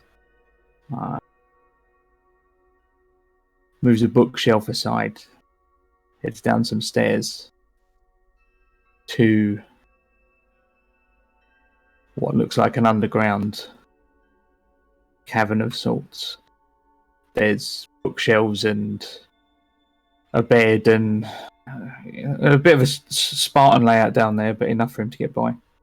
And a desk with papers, people's names and notes. And he takes the rest of the information he's gathered today, the gangs, notes them down next to the names on the table, and moves to a sheet of paper that's in the center of this. They're all like pinned together. The largest sheet of paper in the center, bearing the symbol, the mark of the East India Trading Company. And he takes a knife and just through the table before retiring for the evening. Thurston takes, because I don't really have the flaw of being havenless, but I also don't have any dots in a haven, so I just assume I've just been sleeping anywhere.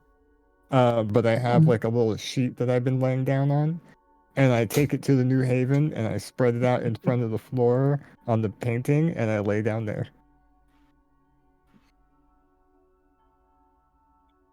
Eveline,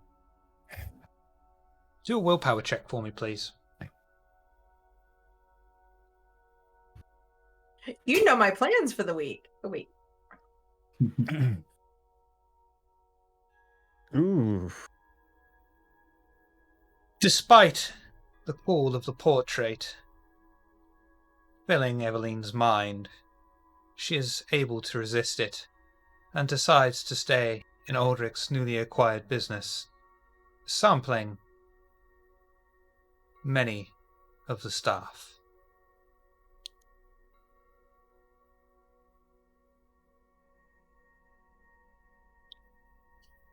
Anyone else?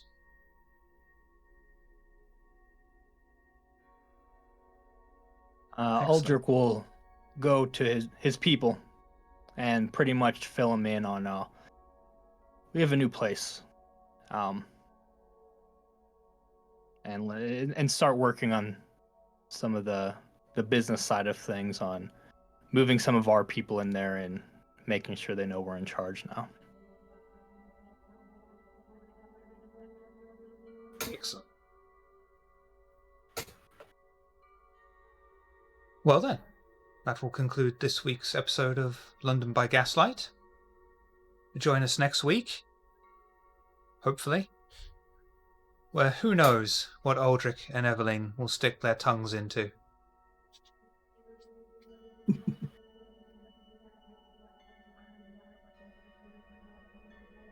Yeah, housekeeping. Thurston, who are you? Where can we find you? Well, you can find me at twitter.com/NitroTypeAt.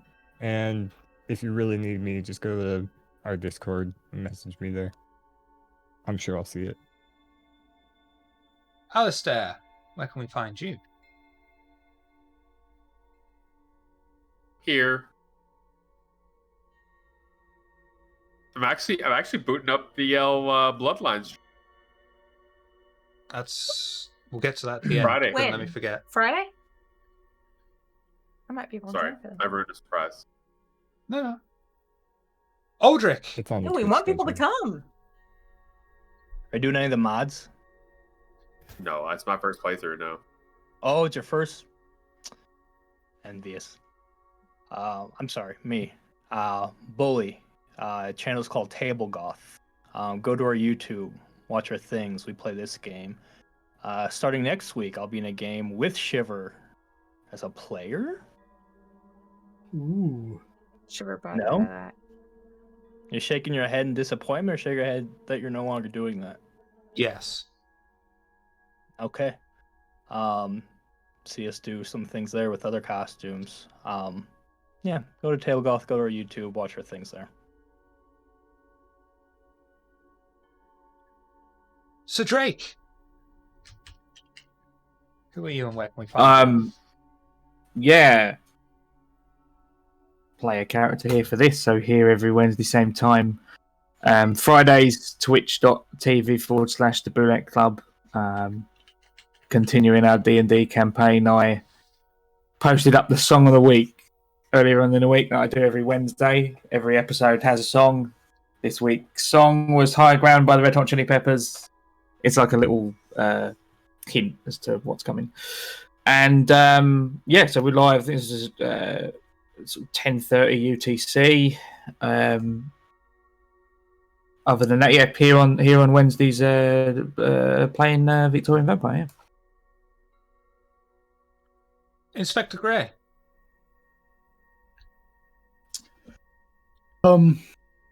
You can just see me playing London by Gaslight on Wednesdays, and I'm in the Discord. Eveline. Yay, we're boring. You're everywhere, Shiver. Shut up.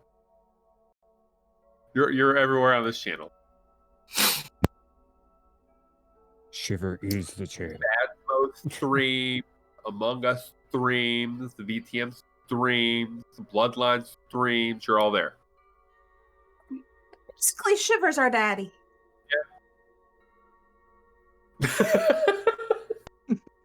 Shiv Daddy.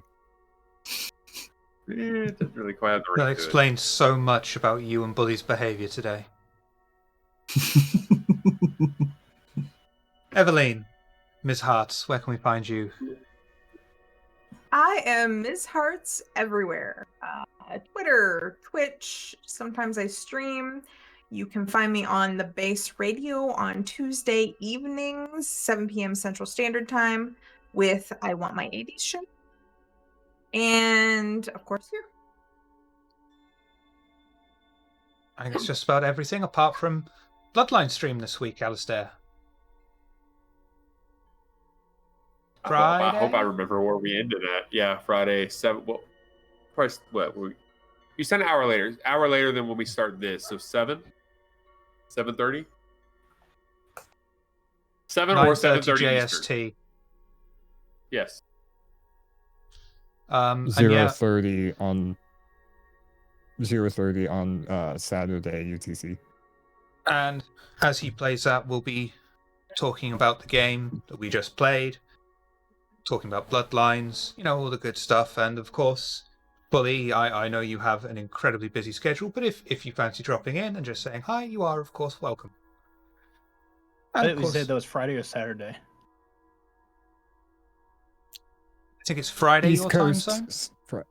Yeah, Friday East Coast. It's just that it's right on the edge of midnight UTC, so it gets a little bit confusing. Yeah, I think I might be able to hang out. We'll see. You would, of course, be welcome, as would you, Mark, but I think you're running your game at that point, aren't you? I would be, yeah. So we picked a bad time. Thank What you all for VOD's for? We're on YouTube as well, so look for that. And we'll go a raiding on Vancouver, who's playing Dungeons and Dragons. Never heard of it. We can't go until Noscavian says the line.